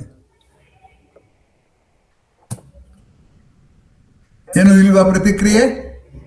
ದಯಮಾಡಿ ಇದನ್ನ ಕೇಳ್ಕೊಂಡ್ಬರ್ಬೇಕು ಮುಂದಿನ ಸರಿ ಭಾಗ 2ಕ್ಕೆ ಬರುವಾಗ. ಯಾಕೆಂದ್ರೆ ಇದನ್ನ ಮತ್ತೆ ರೆಫರ್ ಮಾಡ್ತೀನಿ. ಅವಾಗ ನಿಮ್ಗೆ ಅವಾಗ ಕೇಳ್ಕೊಂಡ್ ಬರ್ದೇ ಇದ್ರೆ ಅದು ಕಷ್ಟ ಆಗುತ್ತೆ. ಅದರಿಂದ ಬಂದವ್ರಿಗೆಲ್ಲ ಒಂದು ಮನವಿ ಏನಪ್ಪಾ ಅಂದ್ರೆ, ಮುಂದಿನ ವಾರ ಬರುವಾಗ ಮಧ್ಯಾಹ್ನ ಯಾವಾಗಾರು ಒಂದ್ಸರಿ ಪೂರ್ತಿ ಕೇಳ್ಕೊಂಡು ನೀವು ಪಾಯಿಂಟ್ಗಳು ಬೇಕಾದ್ರೆ ಗುರ್ತಾಕೊಂಡು ಒಂದು ಹೋಮ್ ವರ್ಕ್ ಮಾಡ್ಕೊಂಡು ಬಂದ್ರು ಏನು ತೊಂದರೆ ಇಲ್ಲ. ಕೆಲಸದಿಂದ ಆಗೋ ಅನುಕೂಲನೂ ಪಟ್ಟಿ ಮಾಡಿ. ನಾನು ಮಾಡಿದ್ದೀನಿ ಪಟ್ಟಿನ. ಇಬ್ರು ನೋಡೋಣ. ನಾನ್ ಬಿಟ್ಟಿರೋದು ನೀವ್ ಹೇಳಿ, ನೀವ್ ಬಿಟ್ಟಿರೋದು ನಾನು ಹೇಳ್ತೀನಿ. ಅವಾಗ ಇಬ್ರಿಗೂ ಅನುಕೂಲ ಆಗುತ್ತೆ. ಮುಗಿಸೋಣವಾ? ಇವತ್ತು ಎಂದಿಗಿಂತ ಹೆಚ್ಚು ಜನ ಬಂದಿದ್ದು ನನಗೆ ಸಂತೋಷ. ಆದ್ರೆ ಮುಂದಿನ ವೇಳೆಗೆ ಏನಾಗುತ್ತೋ ಗೊತ್ತಿಲ್ಲ. ತುಂಬಾ ಅದ್ಭುತವಾಗಿತ್ತು ಸರ್ ಉಪನ್ಯಾಸ. ಅದಕ್ಕಾಗಿ ತಮಗೆ ಹಾಗೂ ಆಲಿಸಿದಂಥ ಎಲ್ಲರಿಗೂ ಕೂಡ ಅಭಿನಂದನೆಗಳನ್ನ ಹೇಳ್ತಾ ಇವತ್ತಿನ ಕಾರ್ಯಕ್ರಮ ಮುಗಿಸ್ತಾ ಇದ್ದೇವೆ. ನಮಸ್ಕಾರ. ಮತ್ತೆ ಮುಂದಿನ ವಾರ ಬಹುಶಃ ಮುಂದಿನ ಸೋಮವಾರನೇ ಭೇಟಿಯಾಗೋಣ ಅಂತ ಹೇಳ್ತಾ ಎಲ್ರಿಗೂ ನಮಸ್ಕಾರ. ಶುಭರಾತ್ರಿ.